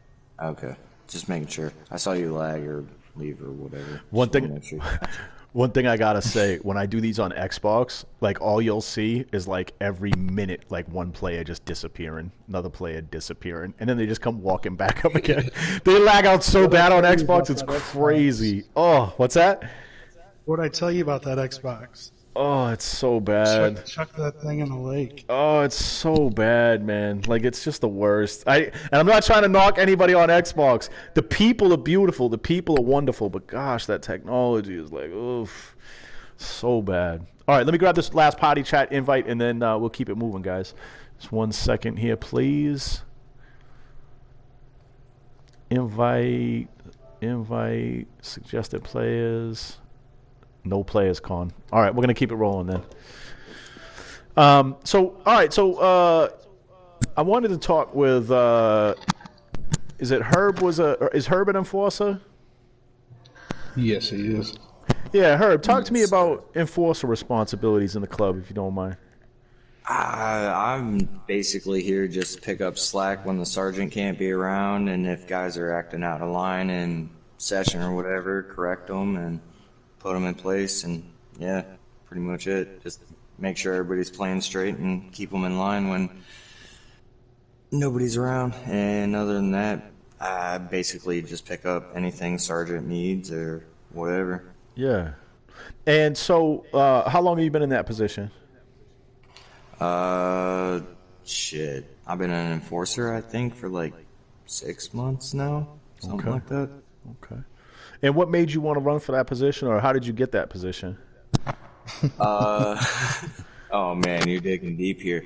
I came out of our North Yankton chapter after a hiatus of 6 months, and Bama got me back in and got me active again, and needed some help with some guys that had been around for a while and knew how the club ran, and yeah, stepped in and was like, how can I help? What can I do? Very cool. Very cool. And why do you think it's important to do that? Like, why is it important to play a role as an officer within your club? You guys touched on it earlier. It's a lot of work. Like, it sounds like a bunch of people just get on, play games, and have fun, but to keep the structure and keep the fucking club and the mentality that you want, it's a lot of work, and it takes a lot of moving parts to get everybody in the same mentality and keep us all moving on the same page. I mean, like, we're all grown-ass men. We all have shit going on outside, but yeah, when it comes to this, some of us come and blow off steam, and, you know, every now and again, it's like, oh, whoa, bro, you're a little out of line there. Correct your course and back on the path. You know what I mean? Yeah. But the nice thing about being an officer is obviously you make a ton of money. Women basically just throw themselves at you. And the patches, every time you walk in, they're like, bro, thank you so much for all you do. Am I wrong? Like, isn't that pretty much that officer life? I mean, show me these women. Yeah. I had somebody say to me, they're like, oh, well, you know, what about all the power? And then I'm like, power? What are you talking about? Not one person is said. I got no pixels. It's a lot of work, and the appreciation I see a lot of times is like when an officer has done their job and kind of stepped aside. That's when you see like the outpouring of love and appreciation for the work that they put in. But day to day, it's a grind. At least in my club. Oh, yeah. Is that a similar experience?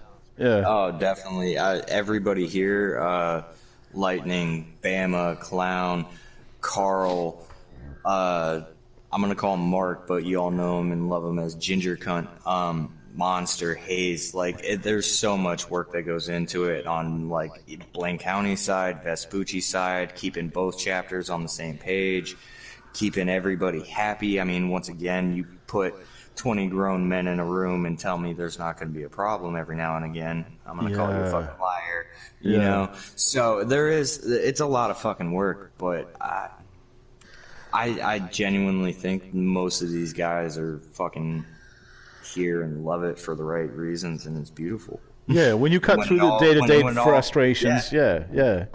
No, I definitely feel you on that. And now, Bama, so, we all know about the Top Rocker, right? And again, I'm in a club where we have multiple charters, and, that's something you'll hear us say a lot, too, is the Top Rocker is what matters the most. But how do you sort of promote that concept? Because I think it's natural for people to kind of feel a little bit more, I don't know if it's pride or loyalty or what, to their specific charter, because you spend more time with those people and you have sort of pride in what you're most closely associated with. Do you have any challenges with that, and if so, how do you manage them? Yeah, I've had several issues with that. I mean, just from years ago when they spoke about Polito Bay being a chapter, there was different things that happened that made a lot of people here really, think about, instead of being, I don't know, how do you say, on one or the other side of the fence, we're together. We're all supposed to be together at the end of the day. Yeah, we are separated in a sense of where our clubhouses are and what bottom rocker we represent. But at the same time, it has nothing to do with the club as a whole. Yeah. Because, I mean, I don't know. It's difficult to explain, I guess, but for us, nowadays especially, it's all about the top, and it's all about making both sides grow. If I come up with some cool ideas that I think might work or help us out in whatever way, I don't keep that a secret amongst just this chapter. I will try it out over here first and see how it flows, or if it was just a stupid idea, because believe me, there's many stupid ideas I have too. Yeah, I hear that. I'll do that, and then I'll share it with those guys, and if they want to use it, then cool. And sometimes it works out to be a great thing, but it's all about working together, man, teamwork. Yeah, no doubt. Now, I noticed there's a discussion going on in the chat right now that is related to the AIM preference here, club. And I was talking with Colin about this, before hopping on. Previously, I've only had freeaim clubs on the show, and it's just mostly because that's the community that I play in, and so I'm more familiar with the clubs, right? I have different interactions with them, and that kind of thing. So I was really excited to have you guys on today to try to understand a little bit better, kind of what the community is like on the assisted aim servers. Can you tell me a little bit about just sort of MC community in general? Like, what's it like over there? What's the environment like? Just help me to understand that a little bit. For me, I would say the environment, or for the club actually, I'd say the environment is, I don't know, it's not as, for us it seems to be more tryhards, I'll say that, in freeaim than it is here. Yeah. Now there are a lot of them here too. It's the same on both sides, but I do feel like on this side of things, we're one of the clubs that stands out because we've been here for so long. We switched over from freeaim to assisted, but it doesn't define us or who we are because of the aim preference. But as far as the gameplay, I mean, we do our thing, man, and that's as simple as I can put it. I mean, it don't affect us in any way. Yeah, I can definitely respect that. I mean, you know, again, in my club, we do whatever the fuck we want. Do you know what I mean? Like, a lot of people will say to me, you know, Dirty, are you with this? Are you with that? I'm like, I'm just a Reaper Lord, and we have our own bylaws, and we play how we play, and we do what we do, and we don't care what you do or what anybody else does. And we don't need to explain ourselves to anybody, right? Because ultimately we answer to each other. So, I know, obviously, we talked about this before coming on the stream, but, like, how would you respond to that? Like, people who would say, like, you know, assisted aim isn't, you know, whatever. It's one thing. It's different than free aim, and, you know, one is better than the other or anything like that. Like, how do you feel about that? Well, for me, you know, I get that somebody way back when, you know, decided to get together and say this is what we want to say 1% is. You know, to be honest, none of us in here, nobody in the chat, nobody, unless you're in a club in real life, then forgive me, but none of us are actually 1%ers. Right. I mean, you know, at the end of the day, this is a video game. Yep. But, you know, we are 1%ers because we follow our rules, not nobody else's rules. Nobody that sat around years ago and decided these were the rules or have this rule book that I would love to see, by the way. But, you know, whoever made that, you know, if that's what you want to go with, then that's fine. Do your thing. We do our thing. We don't follow anybody's rules but our own. So, yeah. So when did you guys make the move from free aim to assisted aim? That was, I think, the exchange from PS3 to PS4. Okay. Yeah, I know that in, like, free aim lobbies, that's when they implemented free aim assisted in free aim lobbies. So when you talk about the tryhards and kind of trolls in free aim, like, I think that's why we have so many of them over there, is because, like, you can really troll people hard with a combat MG on friggin' auto aim when everybody else is playing free aim. Like, it's just, you know, so if you're a miserable kid who likes to do that sort of thing, we see that a lot. And there are even clubs, you know, in free aim lobbies that have no problem, you know, swapping back and forth between free aim and assisted aim in free aim lobbies, and they don't make any apologies for it. I mean, the game has changed tremendously. I personally think it is highly unlikely. Chat's going to get mad at me for saying this, but I think it's highly unlikely that we'll even have free aim lobbies in GTA 6. I think that Rockstar has invested tremendously in the aiming mechanics on Red Dead, right? And if you look at the player base, most people who own GTA, if you tell them free aim is even a thing, they look at you sideways like, what are you even talking about?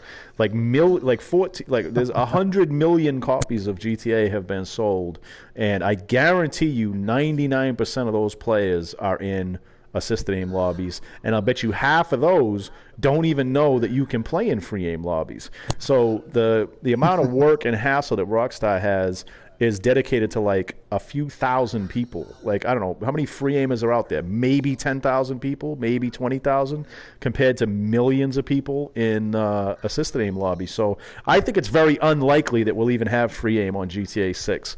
And I think that positions you guys tremendously, potentially in the future, you know, to be comfortable and kind of roll into that with, you know, your act together in a way that, I hate to say it, but a lot of free aim clubs might not quite be prepared for. Right. That would be something. You know, you'd see a lot of complaining, that's for sure. Yeah, no doubt about it. So, Kyle, let me ask you, how long have you been in the club? Oh, what's up? So I've been in the club for about a year and 8 months, I think. Great. Second year. What attracted you to the club? Okay, so first I was one of the people that was watching Sons of Anarchy, and then I got very intrigued. I didn't even know there was an MC community because I'd never seen MCs while playing GTA. So then I started actually searching, like, recruitment videos and shit like that, and I came across a couple of them.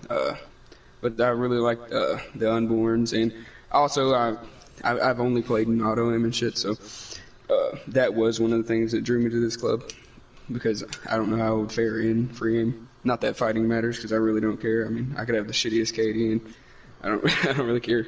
It's not gonna affect me.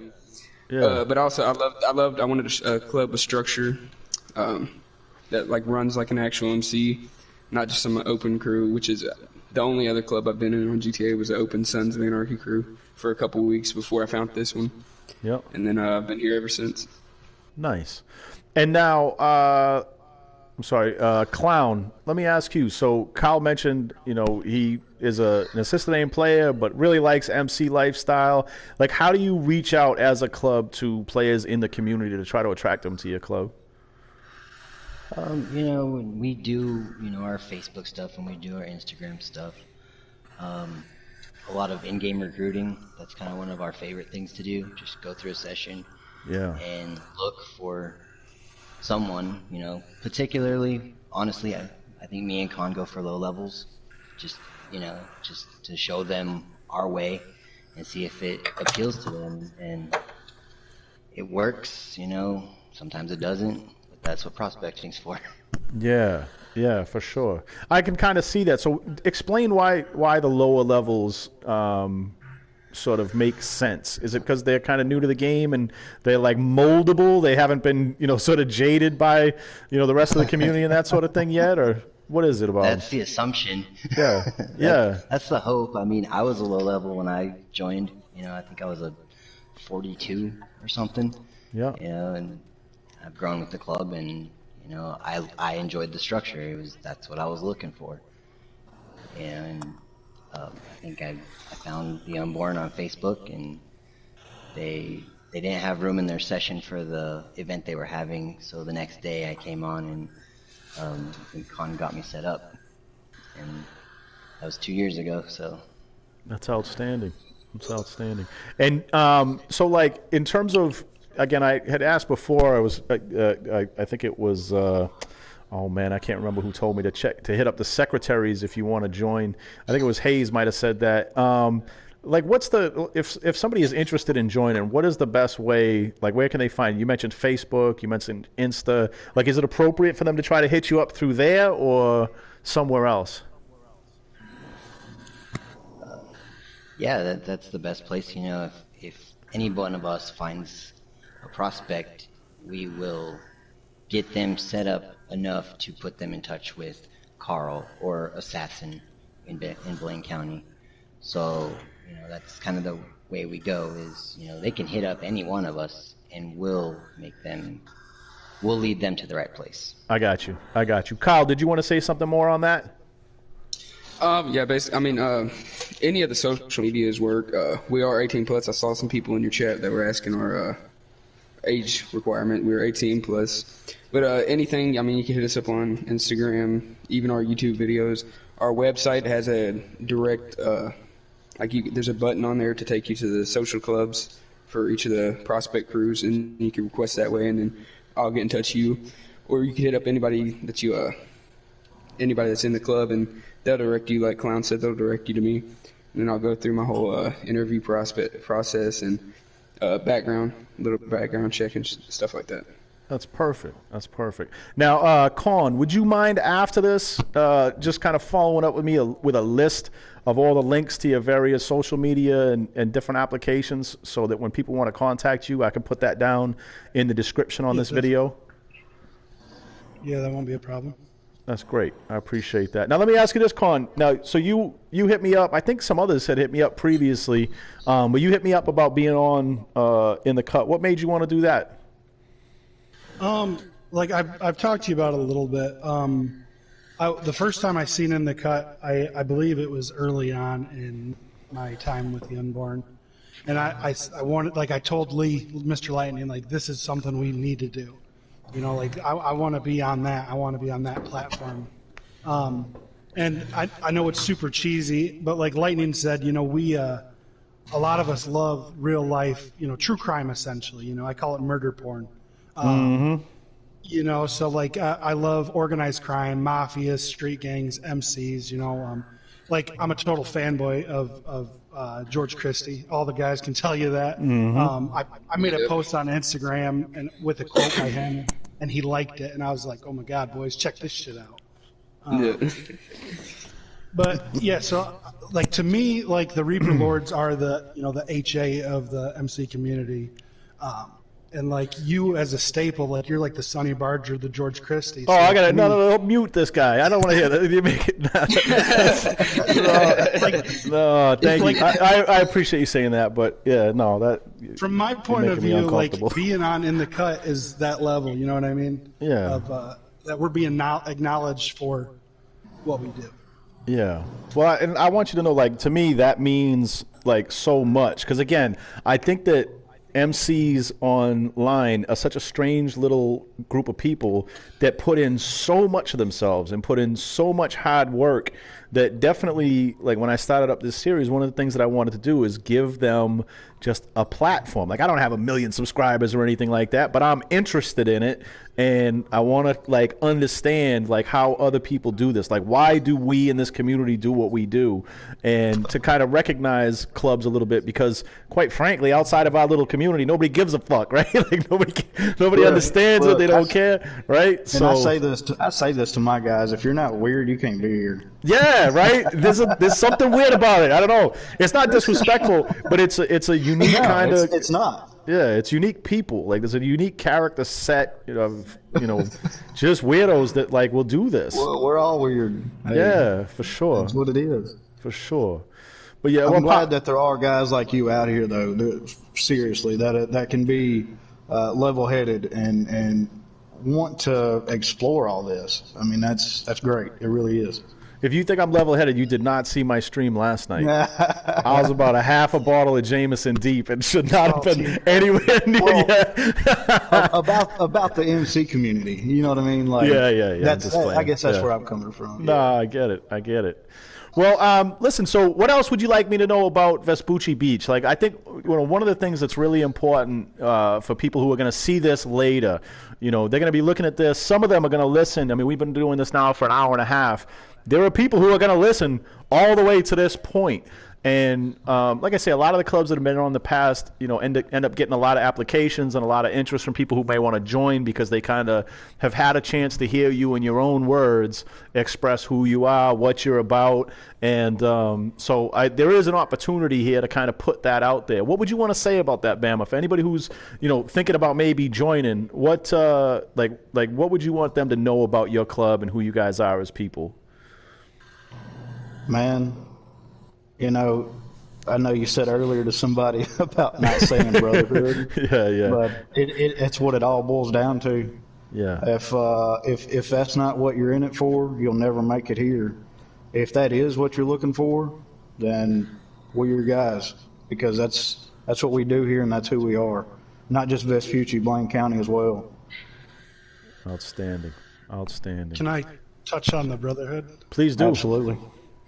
So, like in the podcast that we do, I always ask what makes us different, and a lot of times brotherhood does come up, but I've had members drive 19 hours across the country to crash on my couch for a weekend and then ride down and see Bama, or we're having the meetup come through the end of the year. We're gonna all come together in Gatlinburg and rent a cabin.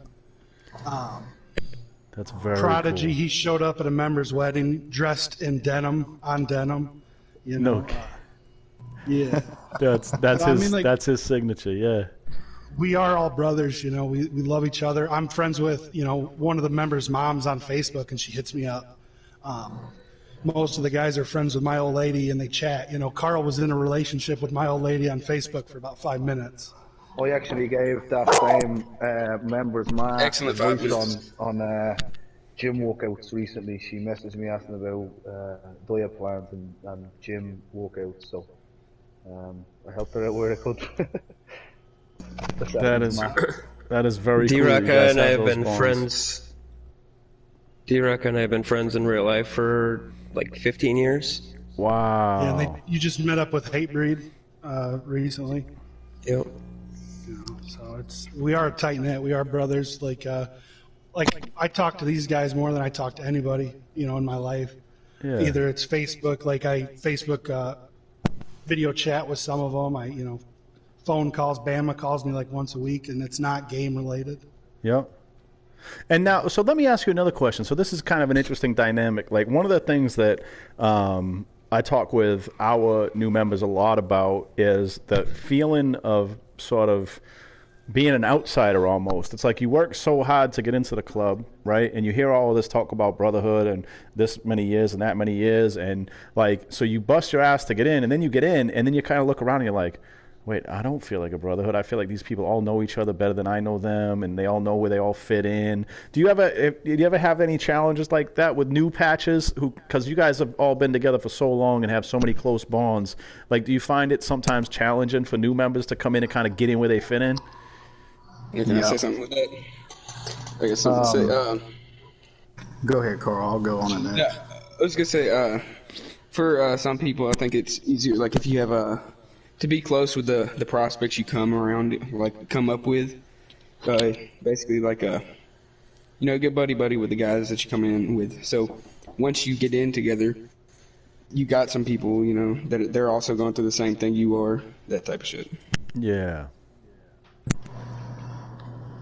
What were you gonna say on that, Bama? So, that's part of the whole prospecting period, and that's why it's so important. Prospecting is our bloodline. I mean, we couldn't grow without it. We get a lot of people that were in previous MCs and this and that, and they don't. And we're not dickheads. You know what I'm saying? We don't come in here and tell you can do this, you can't do that, whatever, blah, blah, blah. We give you the rules, blah, blah, blah, and go from there. But a lot of those guys come in that have been in previous MCs, and they're just like, oh, I already know. I know how it works. And so when you have that kind of attitude, it don't really mix well. You know what I mean? We're very laid back. But that's like I said, that's why the prospects are here, is for that, to get to know them. Every one of us are in the prospects chat, and one thing that I do is I make sure that my guys, we talk more in that chat than we do even our chapter chat, just so they can get a feel for us and they can join in the conversations and we get a feel for them. That's how we get to know them. Besides the end game, you know what I mean? But that's how we really get to know them as well, is in chat, typing out and blah, blah, blah, and just bullshitting. Yeah. So now let me ask you this. What kind of stuff do you guys do for fun, like outside of, going for rides and that kind of thing? Like what kind of activities do you do in lobbies and so forth? In lobby, one of our favorite things is to do demo derbies, which we're actually going to do one today. Yeah? Oh, yeah. It's a ton of fun, man, especially with a bunch of people. It gets pretty hectic. We do demo derbies. We do some jousting. We did that before. I don't know if you ever heard of anybody doing that, but we'll get on the bikes and how now you can do the action where your arms out with the axe or whatever, Yeah. And we'll get two people lined out and go towards each other and joust, Yeah. So that's something cool that we do. We just try to make up things and go with things. And Ginger over there is really good at coming up with new things for us to do. We'll do like BMX races, in game here. The Purge. The Purges are pretty cool. We don't have time to do that today, but that's what we were going to do. But what we do is we all go in and turn our mini maps off. We have two people stationed somewhere and watching, and we use Paleto Bay area because it's kind of confined. Yeah. And everybody turns off their mini maps and starts from a location when whoever says start, and the last person standing wins. So it's everyone against each other, but you have to hide and so on. I love it. Right. That is awesome. With our events, we do the bounty system still. So like if it's a full lobby and we do a car show and you win, winner takes all. So like I think it's like $264,000. Wow. Wow. Yeah, so everybody has a bounty on them, and then they all get whacked out by whoever the winner is. So every time we play, it's basically worth money. No, we take our cut off when we get killed. That's one thing we do as a club. Yep. We try not to fall with our cut on. Yep. But yeah, we do that. We were doing like another money system where I don't want to talk about it too much with like the glitches and Rockstar, but yeah. Yeah, no self-snitching, no self-snitching.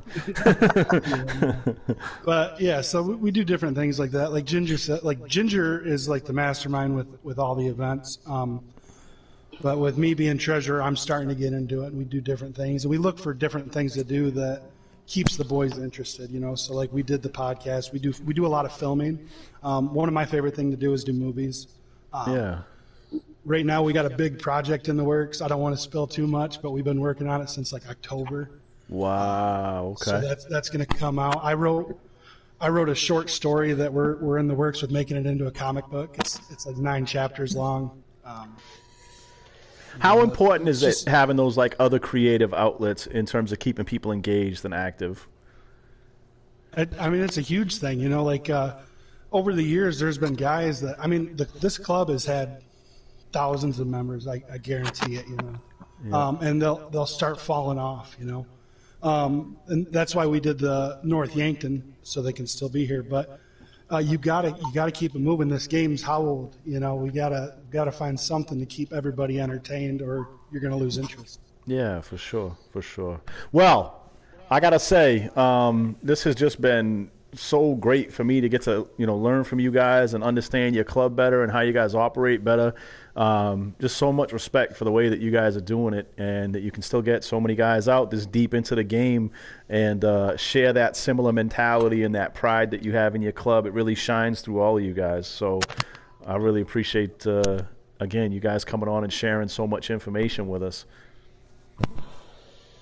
I tell you, no matter what, whether you're free aim or assisted aim or whatever, is it not though? I mean, it's really just crazy that this game is this old and we're all still doing this and prospects are still coming through the way they are. Yeah. It blows my mind. Yeah, it's wild. I mean, a video game in the old days, you'd buy a video game, you play it for a week, and you'd like bring it back to Blockbuster. You know, when I was a kid, you know what I mean? Like that was it. And now you get these games that are sustained for years and years and years, and you get to be friends with people from all around the world. And I mean, it's just, yeah, man, life is crazy now. Life is crazy. It's so different. And I know you touched on it, but Saturday we're doing Bones' birthday party for the club. So Sunday. The 23rd is our party, but the 26th is actually our 6-year anniversary. That is so cool. That is so cool. Now, Con, what does that mean to you, man, that be part of a club that's been around for 6 years? I love it. Like I don't know. I'm deep into this. You know, like a lot of the guys here, when we turn on our PlayStation, my name's Luke, but as soon as I'm in game, I'm Con. I'm not me. Yeah. You know, so for being a part of that, it's amazing. Like I love our anniversary events. We tell the history of the club to all the new members. Travel to all the clubhouses, and we do old school bikes and outfits, and just it's home. It's the old now, just like us. I'm sure you remember too, because how long have you been there with Reaper Lord? Going on 6 years. Going on 6, okay. So yeah, having a whole church and a tiny house, somewhere, and you got 20 people packed in there, man. It's everybody at the bar. Yeah, yeah, the bar used to be a spot there. I got patched in some little dump. Some little dump. Yeah, some crappy little house down by the oil fields or whatever. Yeah, it's crazy. It's fun to think back on that, though, isn't it? Like those memories from way back. Times, to be fair. Yeah. Yeah, man. It was a different day, different times. Like especially with all the lack of tryhards and the tryhard vehicles, the oppressors and stuff like that. You didn't have any of that back then. So we sometimes complain about what we have now. We have more now, but we also have less in a sense when it comes to that type of stuff. Yeah, but, back in the day, there's some of my favorite days in the club. Not just within our club, but within the MC community as a whole. When everybody was at the Yellow Jacket. Yeah. I think every MC in the game shared the same clubhouse. Yeah, and they all claimed it as this is my territory. Yeah. What are you doing in my clubhouse, mate? Well, you had 15-player lobbies back then too. So like one of the things we used to love to do was clear lobbies. Yeah, we used to have multiple lobbies back then. That's what we had too. Yeah, we would clean out lobbies back to back to back like all day. It was great. Great. All right. Well, listen. Like I say, it's been phenomenal learning more about the club. Do you guys want to slide into a little demolition derby before we wrap up? We're going on 2 hours now, so I want to try to move into the next sort of chill phase now. Yeah. Yeah. Yep. So, sounds good. We do it in game, so we're gonna ride over to the casino. Cool. Pick a random car off the street. No police vehicles. No emergency vehicles. Cars. No SUVs. Trucks. Cars. Yeah. So once we get over there, we'll go around back. All right. Good stuff. Yeah. How'd you guys like the casino update? I like cars to chill out. I think. Miss Baker missions. We do a lot of role playing in there. Oh yeah. We do role play through Miss Baker. What kind of role play? You trying to get her to take her bikini top off or what? We just use the setting. So if you hit on for it to request a job, we'll do the job with a role play background type of thing. So rather than just going direct to what needs to be done, for example, if you have to do a hit on someone, we'll go to a car park where we might have a prospect waiting with a 4-door car or 2 4-door cars. We'll put our cuts on our bikes and we'll go into the car with masks on. And then we'll go and do the hit. We'll drop the car somewhere. We might jerry can it. To get rid of the evidence. And then we'll have like 2 prospects pick us up on vans and bring us back to our bikes. Oh, that's fun. Our cuts up from there. So we enjoy doing things like that. I like that. Yeah, that sounds like a good time. Everybody ready? Yep. Mm-hmm. Yes, sir. All right. I assume Cajun's AFK. I'm gonna take this left here.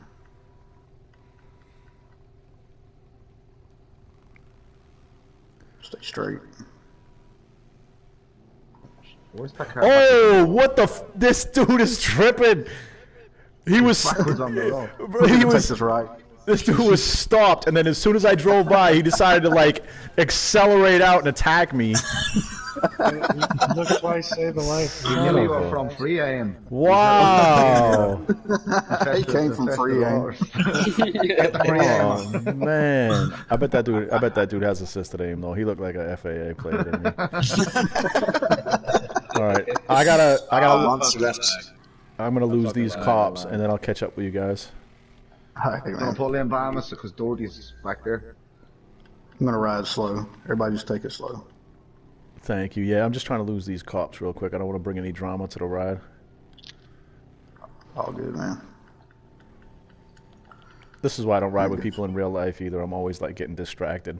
I didn't take it right.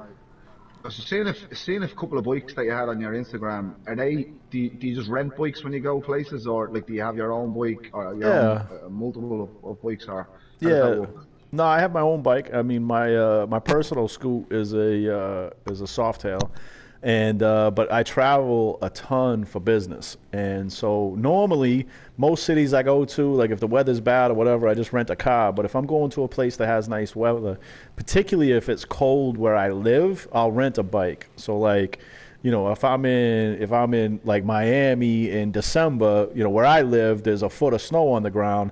So down there, I'm gonna rent a bike and just kind of scratch that itch while I'm down there. Yeah, I go through this company called Eagle Rider, where they will rent, Harley Davidsons and other types of motorcycles to people in many cities throughout the U.S. and Europe. So I would say to anybody who watches this stream later, I'm gonna do a little personal self-promotion here. If you use the referral code DIRTY, DIRTY, with Eagle Rider, I would very much appreciate it because I got a little thing worked out with them. So, yeah. So how much does it cost then to rent a bike? It varies widely. So, like, I'm going to Orlando next week, and I'm renting a Street Glide down there. And actually, they don't have the Street Glide in stock, actually. I'm going to have to get a Road Glide. But normally, like, if you got, like, a Street Glide, it would probably be, like, $179, $200 a day, something like that, by the time you add in all of the, like, extra insurances and so forth. And is that straight up including fuel and all, or is that No, yeah, all that's extra. So, like, it all starts to add up fast, too. Like, so you got to be really thoughtful about what options you pick and that sort of thing. I don't want to ask too many questions because when we get you on the podcast, then we're going to ask these type of questions. Yeah, sure. I'll leave it. If we're doing some self-promotion, theunbornmc.com, hit our store section up. We got merch and stickers, beer koozies. I'm going to take this exit. Hoodies, t-shirts, Hang right. Yeah, that's very cool. Colin, make sure that you, like I say, include links to all that. I'll put all of that in the description for anybody who's interested. And, yeah. Take it easy. Take this right. Yeah, we like getting a lot of stuff like when we do our meetups and that sort of thing. We like having like just, like Lord swag. Like we'll get like coffee mugs and T-shirts and, that kind of stuff. My old lady's got a pair of panties that say "Property of the Unborn" on them. Nice. Oh, she does. That's amazing. Let me take this left right here. I posted them in a chat one time, Lee. Yeah, man. We're gonna pull in here. That is so great. All right, we're gonna park up here and then disperse. Well, actually, yeah, everybody just disperse. You can, just take your bike to go get a car. Instead of parking up would actually be the better idea for this, unless you want to grab one. Oh, baby, I got mine right here. I got mine right here. Go for it. Yeah. Now this is a demo derby ride. Lee, this is my car. I seen you. I was like, you see me coming. I just was on my feet and you were on your bird. I love how Lee's still chasing me, trying to get my car. Let me in the passenger seat and you can drive me somewhere. I promise I won't take. Wait, does it have to be? What were you saying? Does it have to be a car? It's just a sedan. Oh, just a sedan? That car to the right. That car to the right. That car to the right. Oh, man. to the right, to the right. Okay. I really thought I would be like doing big things with that. Right. I'm gonna go with a Sabre. We've allowed some random, and people bring dump trucks in here. Yeah. Randoms ruin everything. They ruin everything. Wasn't a big fan. I think it's always pretty funny when we're doing one of these, or we're doing even a car show or a bike show, and we're in a public lobby, and and like some guys will roll up and see us doing that. We won't be talking to them at all. We'll be in a party. And they'll just go grab a bike or a car and park up. Join in. They'll change their outfit to look like they're a biker. Yeah, that's one of the things I love about public lobbies. Yeah, that's one of the things I love about public lobbies. We hate, I love going in game lobbies, chat. and we hate when we're in lobbies on our own because of that.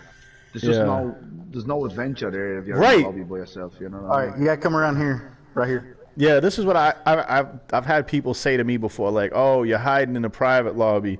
I'm like, bruh, anybody that knows me knows they have to drag me kicking and screaming into private lobbies. I hate them. I only go for like meetings. You know what I mean?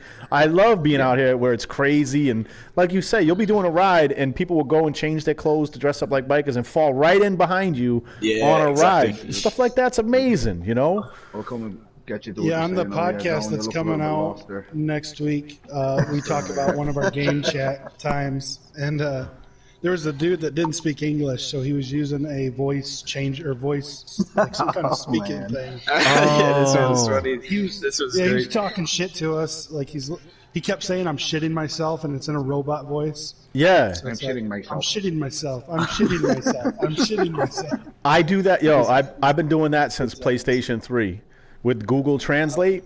Like, you know how you can go on Google Translate and hit the microphone and it'll speak back? So like I'll go with like, I roast people with that, like in Arabic or whatever, or French, like if you're on during the day. What's up, Tylerius? Welcome. It was definitely fun. This little square around or a rectangle, whatever it is, it'll be the demo derby. Okay. If your car goes on fire, I can't start anymore, you're out.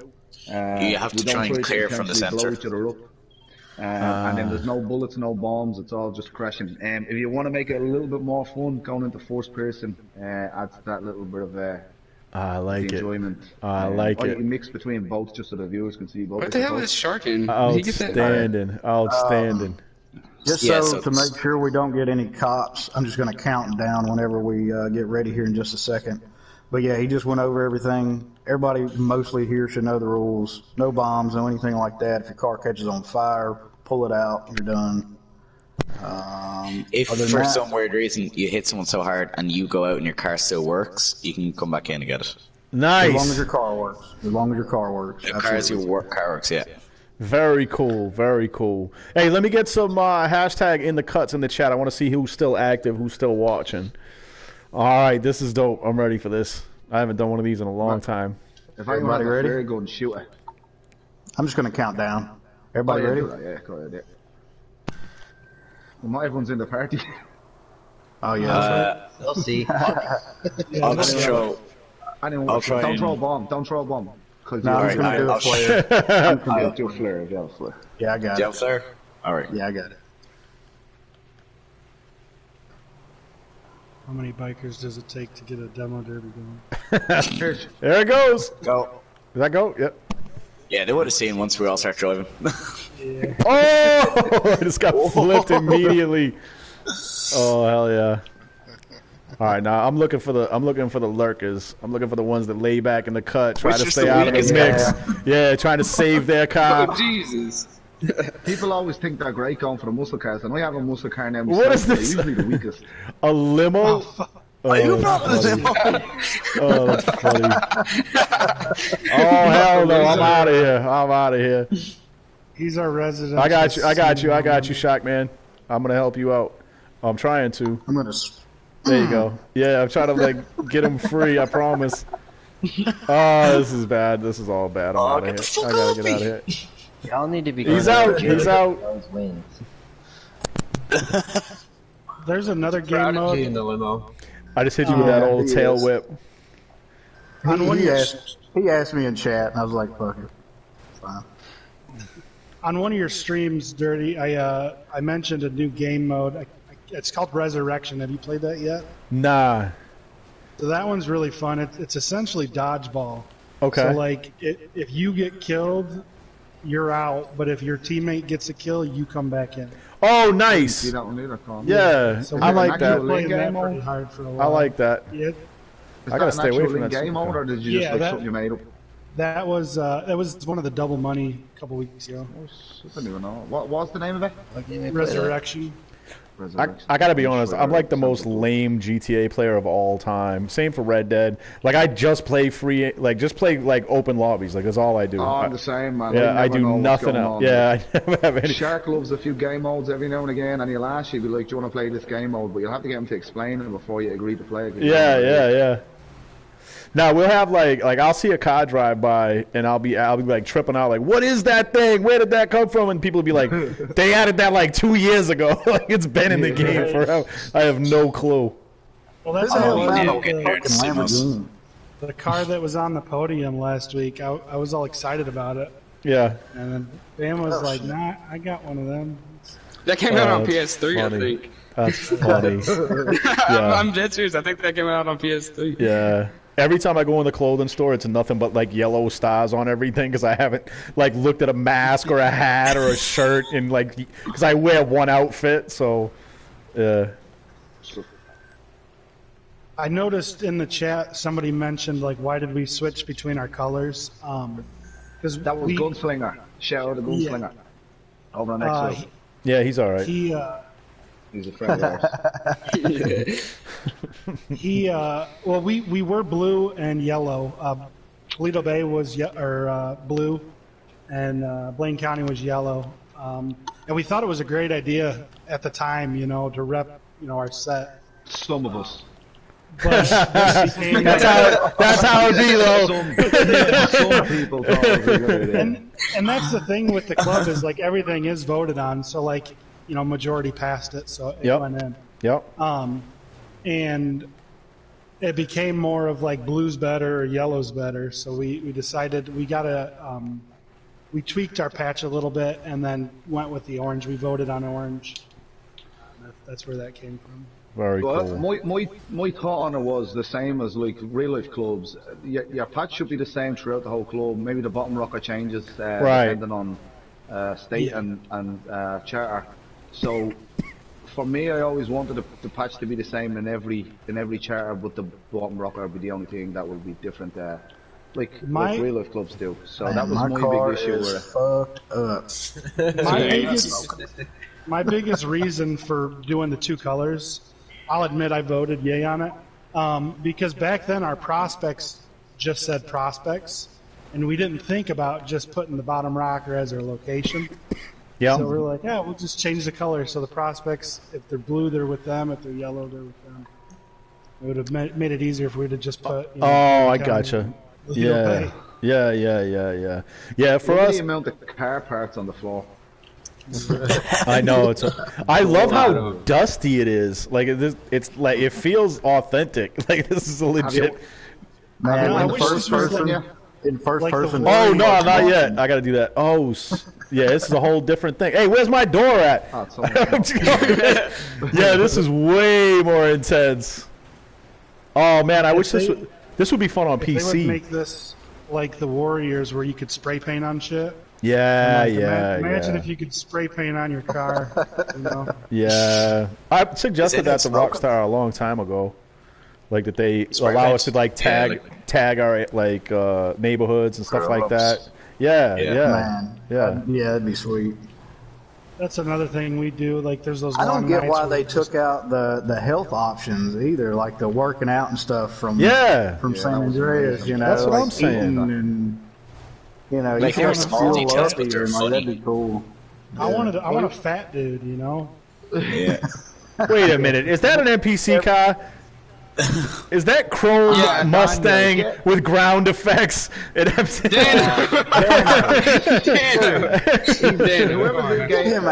in game chat to call him out or not. I mean, I'm not trying to snitch, but I'm just asking a question. No, what a knucklehead. Come on, man. He showed up about 20 minutes late as well. Like, as if, like, his car We'll just pin him in until we tell him. Holy shit. He's probably like, what the fuck did I do? Jesus. All right, let him out. Let him out. He's trying to get out. $30,000 fine right there. He's not. You're trying to go back in. Get out of here. That's a ginger move right there. My car's so smashed, I thought I was going in reverse. Is anybody's car smoking yet? He's still in here. Yeah. Did anyone call him out on it? There's a car on fire back here. Oh, This- messaged him Oh! on the ground. Oh, I just did a flip. I just got That's always rolled. been Dano. Doorbell! That's always been Dano. Me and my mates meet up to play cards, and it always goes nice and smooth. You do a bit of gambling, that's grand. Anytime Daniel's there, there's cheating. You find cards under the seat. You find cards under the seat. That's no bullshit, right, man. Someone only said to me 3 nights ago, Lee, what was the best night we did a cards night? And everyone said the night Daniel wasn't there. Oh, that's funny. Oh, that's funny. Yeah, Tyler says he's gonna steal this location for his crash up for his next derby. I am too, bro. This is a perfect spot. This is such a great area. So there's an example of how you lose. Car won't start. No, everybody stay away in case his car blows up. Yeah, right. Oh, who's? Oh, such. Get away from me. Daniel just messaged me saying that lads in game chat said he could use that. Obviously, miscommunication. We'll all tell him street cars on. Yeah, they're setting them up. They're setting up. They're like, yeah, Dan, go ahead. Yeah, bro, it's cool. No problem. Like, oh yeah, go ahead. That's right. Nobody else showed up and went, but they told him. It was Yeah. Oh, somebody's on fire. Dirty, ask Carl what his nickname is. Carl, what's your nickname? Young tight Get out pants. of here. Young tight pants? YTP, because he likes some skinny jeans. That's funny. Oh shit, his car on fire. Yeah, that's dangerous. That's a no. We also have a car Red stopped. Dead chat, and we have I'm on fire. Damn it. cowboy fire. names over there. And Carl's name for a while was Young Tight Boots. It still is. It's still young tight boots. Now, do you guys play Red Dead too? Some of do, us yeah. do. Yeah. Unborn outlaws. Get away from that. What other games do you guys like to play together? Sorry, man. That's all right. Some of us play Call of Duty. There's a few. Yeah. Oh, man. Oh, I gotta stay away from Somebody that. blew up on me. I gotta stay away from that. This dude's on fire. There's like 6 people on fire right now. I'm trying to dodge him. I'm trying to dodge him. Oh, my bad, boy. I played The Last of Us. Sorry, not Last of Us. goes I played everybody. Days Gone recently, and I loved they had this feature in there where you ran out of gas, so you had to go to like gas stations to fill up the bike. I'd love to see a bit of that in the in GTA 6 when it eventually comes out. Just more realistic. Prospects walk and get you gas. Yeah, or you could have like the road captain making sure that there's a couple of gas stops on the roof to wherever the location is and stuff like that. You know, just to add that little bit more of realism to it. Yeah, I like that too. Like they did a Midnight Club. Like you would have to stop and get gas. Isn't it funny the features they leave behind in games? Like they have all this like they take a step back every now and again. Well, I hope they take lessons from like the role players. You know, like Polecat and Bay Area Bugs. Yeah. And Jeff. You know, like the speedometer. Like I would love to have a speedometer on my bike that I can see. Yeah. There isn't some of them, bro. Yeah, Man, but it's you down can to 3 cars. and look down. Yeah, because Down to the 3 person, cars. I think you can sit. He's meaning one like how the map I want is one on the screen. Like how the map is. Yeah. If you look at some of the mods on PC, they put them in there, didn't they? Yeah. Do you remember when Red Dead came out and then they did Red Dead Undead Nightmare? Well, someone did a mod on GTA on PC where it was like GTA, but it was like an Undead Nightmare version. They had all zombies and every Halloween I'm hoping. That is very cool. Oh, it's amazing. Imagine man. all the NPCs turning into zombies for a weekend. Yeah, why don't they do that though? Like they're gamers, they know how dope that would be. Like, why don't they do it? That's what I don't understand. Yeah, it would be fun. Can you imagine like sitting up on the ammunition roof sniping zombies? Yeah, hell yeah. Why don't they do that on Halloween? I mean, it just seems so obvious. Like friggin' Santa Claus should fly by in a sleigh on Christmas. You know what I mean? Like I don't know what. Like, you know what I'm saying? Like if I owned a gaming company, like I'd be like, no, this has to happen. This is what we have to do, right? Imagine walking out of your house when you load in and fucking zombies just start rushing you. Yes, yeah, like DayZ, like zombies, like fast zombies. World War Z zombies, yeah. I got a petition going that on St. Patrick's Day, our Irish boys turns into leprechauns. There's no such thing as I have too many leprechauns. signatures. There's no such thing as leprechauns. We don't talk about the little people.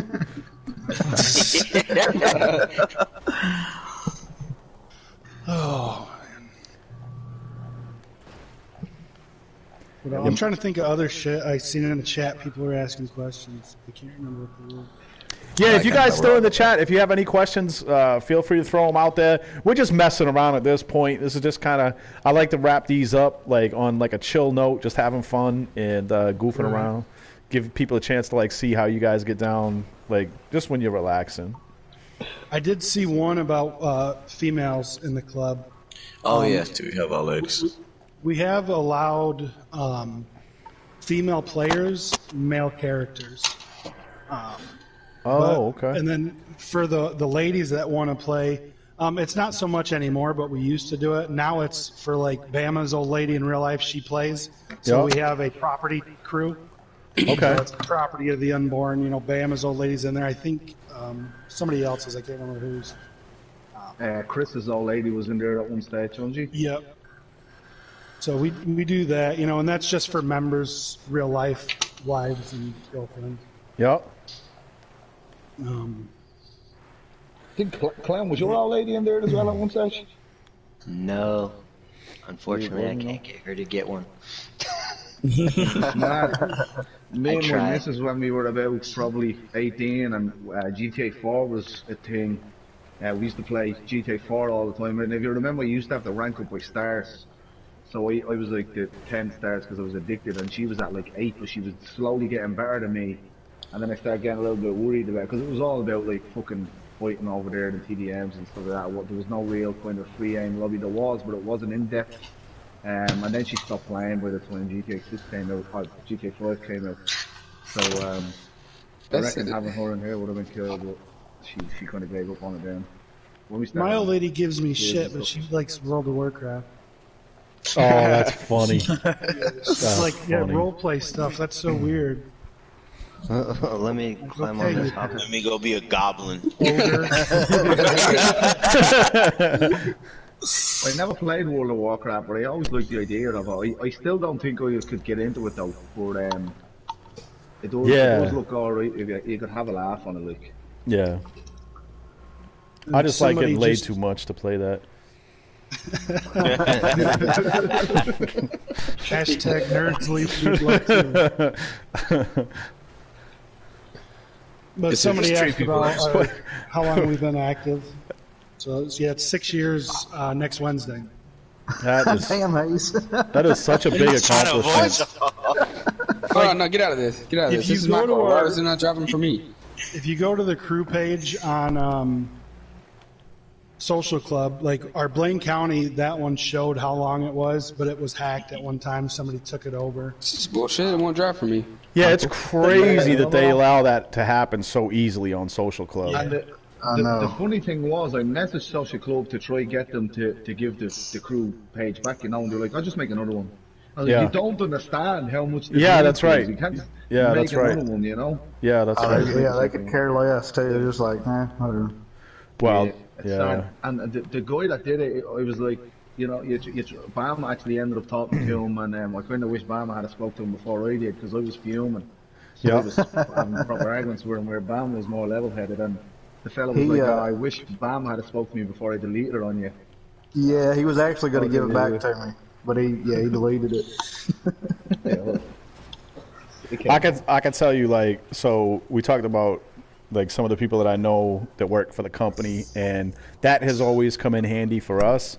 But like at some point, it just got out of hand. Like there are like over 60 fake Reaper Lord crews on Social Club now. You know what I mean? So for us, like, yeah, like we used to make a big deal out of it, blah, blah, blah. Now I'm just sort of like, guys, who cares? I mean, we are who we are. But like some of them have like 100 members, like whatever. Like you're like, oh my. One of them had like 600 members one time. I was like, holy shit. I think there's 3 or 4 different Unborns. Yeah, that's not us. At the moment, yeah. There's one that's exiled Unborn members somebody made. And it's like all unborn are bastards or something. Members that didn't make it. I'll have people hit me up and ask me questions about rules. Like they'll be like, "Hey, Prez, am I allowed to wear this particular?" And I'm like, "You're not a Reaper Lord. What are you talking about? I am not your Prez. Like you're not even." Shown there. The same thing. I got a message off some fella, and he sent me like 6 messages in a row. But it was like, "Please, I am so sorry. I will not fuck up again. Please." Right. Yeah, same. You're never here. Yeah. I was on YouTube one day. I found the guy's Twitter that ended up taking our patches, because I came across it some way, and he was messaging. He was like sending it to this other fella on Twitter, asking him to change the bottom rocker. It was the same guy that was using our patch, but just changing the bottom rocker. Oh my lord. So I found him that way, and I messaged the guy that was doing the patches for him. I got no response, but I worded it like a big professional letter, like we could have sued him or something like that. Yeah. He just didn't respond, though, you know. Yeah. I was on YouTube, and I saw somebody streaming. It was the Unborn MC. So I started watching it, and I'm like, I know none of these guys, you know, like we've got over 50 guys, but I mean, we're still pretty close, you know, like I know everybody. Yeah. And I'm like, who is this guy? I don't know that name. Well, I messaged him, and it was one of the fake Unborn. So I messaged him, and I said, you need to change the name of your YouTube, because, you know, that's us. Yeah. And he started messaging me, and he decided to change it. Lightning was in that chat with me, but it's one ex-member that keeps us going over there, you know. But imitation's the best form of flattery. So. Yeah, for sure. Yeah, I have touch on something. Go ahead. Just want to touch on something that Con just said about checking the social club to see our founded date. If you actually go onto our social club, the Los Santos one, so it's the Unborn MC, it won't have any initial on the end. It's the Los Santos charter one, that has their founded date on it. So just if you want to see the date on that there, you can find it through the Los Santos. Very cool. Yeah, no, I had this kid, like, he created a fake Lord crew and was running around, like, minigunning people, auto shoddy, like, all of that stuff. And so I hit up one of my friends over at the company, and he doesn't work there anymore, so I can tell this story now. And so what happened is he banned he took the logo down, he took the emblem down, he took our patch off, and changed the name or whatever. So the kid hit me back like 5 minutes, like literally like 5 minutes later, and was like laughing my ass, like, you know, you think you can stop me, like, and had another fake Lord crew up, right? And then so I sent that back to my dude over there, and he goes, "Watch this," and sent me a screenshot back that said banned for 1,825 days on the kid's main on the kid's main account. That's 5 years. He got a 5-year ban for it. The kid hit me up crying, literally crying. Dude, I was just playing. I was like, yeah, well, you play with the wrong people. What do you want me to tell you? Like, yeah, play stupid games, win stupid prizes. Yeah, he got smoked.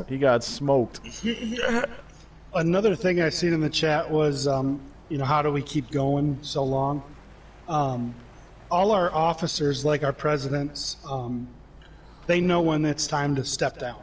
That's one thing that a lot of the clubs fail, is because the president goes inactive, and then the rest of the club follows. Yep. But like, I know Bama and Lee, when their time comes, they're going to hand it off. You know what I mean? Another thing is the club means everything. Yes, Stan, definitely. The club means more to us than, like the brothers are there, but the club comes first. So if Lightning does something to go against the club and we vote on it, we're going to do what we have to do. I can play with him on Red Dead, but he's not. Who the hell is that? Sorry. Oh, Fingers left. I was about to say, like, somebody looks like Fingers, but they're super white now. I do think that's a really important point that you guys are making, though. Is like the club has to be bigger than the individual members. Like when I see a lot of clubs, I'll see like their player, like their president's name, like his gamer tag is president of the club, and you're kind of like, well, all right, but you're like, then what? And then? Yeah, exactly. So you're it, lifetime appointment. You're, Julius Caesar of the club. Like that to me is always sort of. I just think it puts. I'm not knocking anybody. You know what I'm saying? But like, it always does kind of make me think to myself, like, wow, that's like, what about when it changes? What do you like? That's how the clubs fall down so quickly, man, because they don't want to give it up to anybody else. And the ones that are there want to go and do their own thing because nobody's being able to step up and be active. Yeah, I can totally see that. With our club, you have to be here 3 years to get your veterans patch, and notice I don't have it because I had to go inactive in the middle of it, which is so unfortunate. I want to talk to council about changing that. I got black smoke on the limo. We got black smoke on the limo. But if you're a veteran, you can have TUMC, UFFU, Unborn in your gamer tag. Gotcha. Until then, you can't rep that because you're not a vet. Yep. Man, I hate when it gets down to 3 cars like this, and then it takes forever. Yeah. It's like eat a fucking rocket or something. It has literally been over 20 minutes. Oh, and there goes my car. I'm out. You want me to kamikaze him? Satch is on fire. You want me to kamikaze him? Kamikaze them, motherfucker. If I'm gonna die, we're all gonna die. Satch is on fire as well. It's one of you. I'm taking you with me. It's who goes first. Between Satch and Prodigy. Shit. Prodigy's running. He gonna run a hole in them denims. He's like, hell no. I would too if Satch was chasing me down. Oh man, it's gonna end ugly. This is gonna end ugly right now. How long is this thing gonna burn for? Oh, it's dead. Oh man! It went out. Funny if Prodigy it went out with a whimper. It went out with a whimper. Good game, guys. Good game. These cars do get trashed, though, don't they? Man, they get wrecked. Look at all that shit like that. That is awesome. This is such a great spot for this. Yeah. Been doing it here for years, man. Very cool. Very cool. So simple as well, Satch is on fire, I think. Look, one of the other spots that I've started using lately is that when you go into the airport on the left side, you go in the gate, the first hangar to the left. Yeah. There's 2 planes, there's 2 jets that sit in there, and there's a tank that explodes against the wall. Dude, we'll go in there and have a fucking blast because it's just, shit you got to watch out for that'll blow up on you. Yeah, that's dangerous. I like it. Yeah, so we use that and this for the demo derby. There's 3 or 4 locations we use their cages for the fight night. Polito Bay and Sandy Shores for our purge. We try to find different locations for the bike shows and car shows. We tried to do one inside the casino garage, but it didn't work out. They put us too far apart. Yeah. Hey, let me get, for the people who are still watching in the chat, shout yourselves out if you've been here for 2 hours and 24 minutes. Only if you've been here 2 hours and 24 minutes. Shout yourself out in the chat. This has been a really fun episode, guys.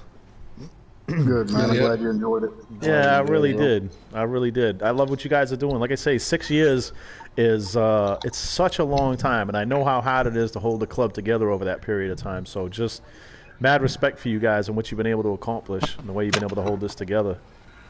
And I'll just say this too, not just, people looking to join an MC, but other established MCs out there, even you guys, we're more than welcome to come and hang out at any time, man, and shoot the shit and do stuff like this with us and, come have fun, 'cause that's what this is about. Hell yeah. Hell yeah. Very good. All right, well, listen, I think these guys could probably go another 12 hours doing this, so Seems like it. I'm going to wrap this up. And, so again, I just want to thank you guys very sincerely for making the time. I know it's not easy to get everybody together and keep them in the lobby, especially on a weeknight. So thank you guys very much for that. And like I say, Popcorn, if you would, please send me a list of all your various social medias, website, and all of that. And I'll put all of that down in the description. So if anybody after watching this has an interest in possibly joining or setting up events and just kicking it with these guys, I'll make sure that all of those socials are down there below. And like I said, don't forget to follow Kyle on Instagram and Twitter. I was trying to get a piggyback right. Damn it, I'm trying to get that shout out. He's trying to get them followers. I was trying to get them followers. You know what I'm saying? His wholeness lives up to a whole new level. He trying to get them DM slides. You know what I'm saying? Cause I'm trying to be out here. That's right. All right, fellas. Thank you much. Again, really appreciate you making the time, and I'm going to wrap this up with that. So, and again, for everybody who watched tonight, thank you very much. I hope you guys enjoyed it. I definitely had fun. I learned a ton, and I look forward to going back and discussing some of the stuff that I learned tonight with my club and seeing if maybe some of these things, we might consider applying. So, yeah, much respect and appreciation. Thank you. Thank you guys. Thank you guys. Thanks for having us, man. My We honor. did find out. Appreciate it, man. We did find out that members, the family issue, everything's going good. So. Oh, thank God. Yeah, good. Blessings to them. Really quickly before you pull out, someone just asked about the bigger cut on the basic biker jacket. Message me on GroupMe or on Instagram, Lightning TUMC, and I'll explain to you how to do it. I got 4 kids. Like, comment, I got 4 kids. What is this pulling out you're talking about? I'm not familiar with that. I'm not familiar with that term. All right, end of the stream in 3, 2.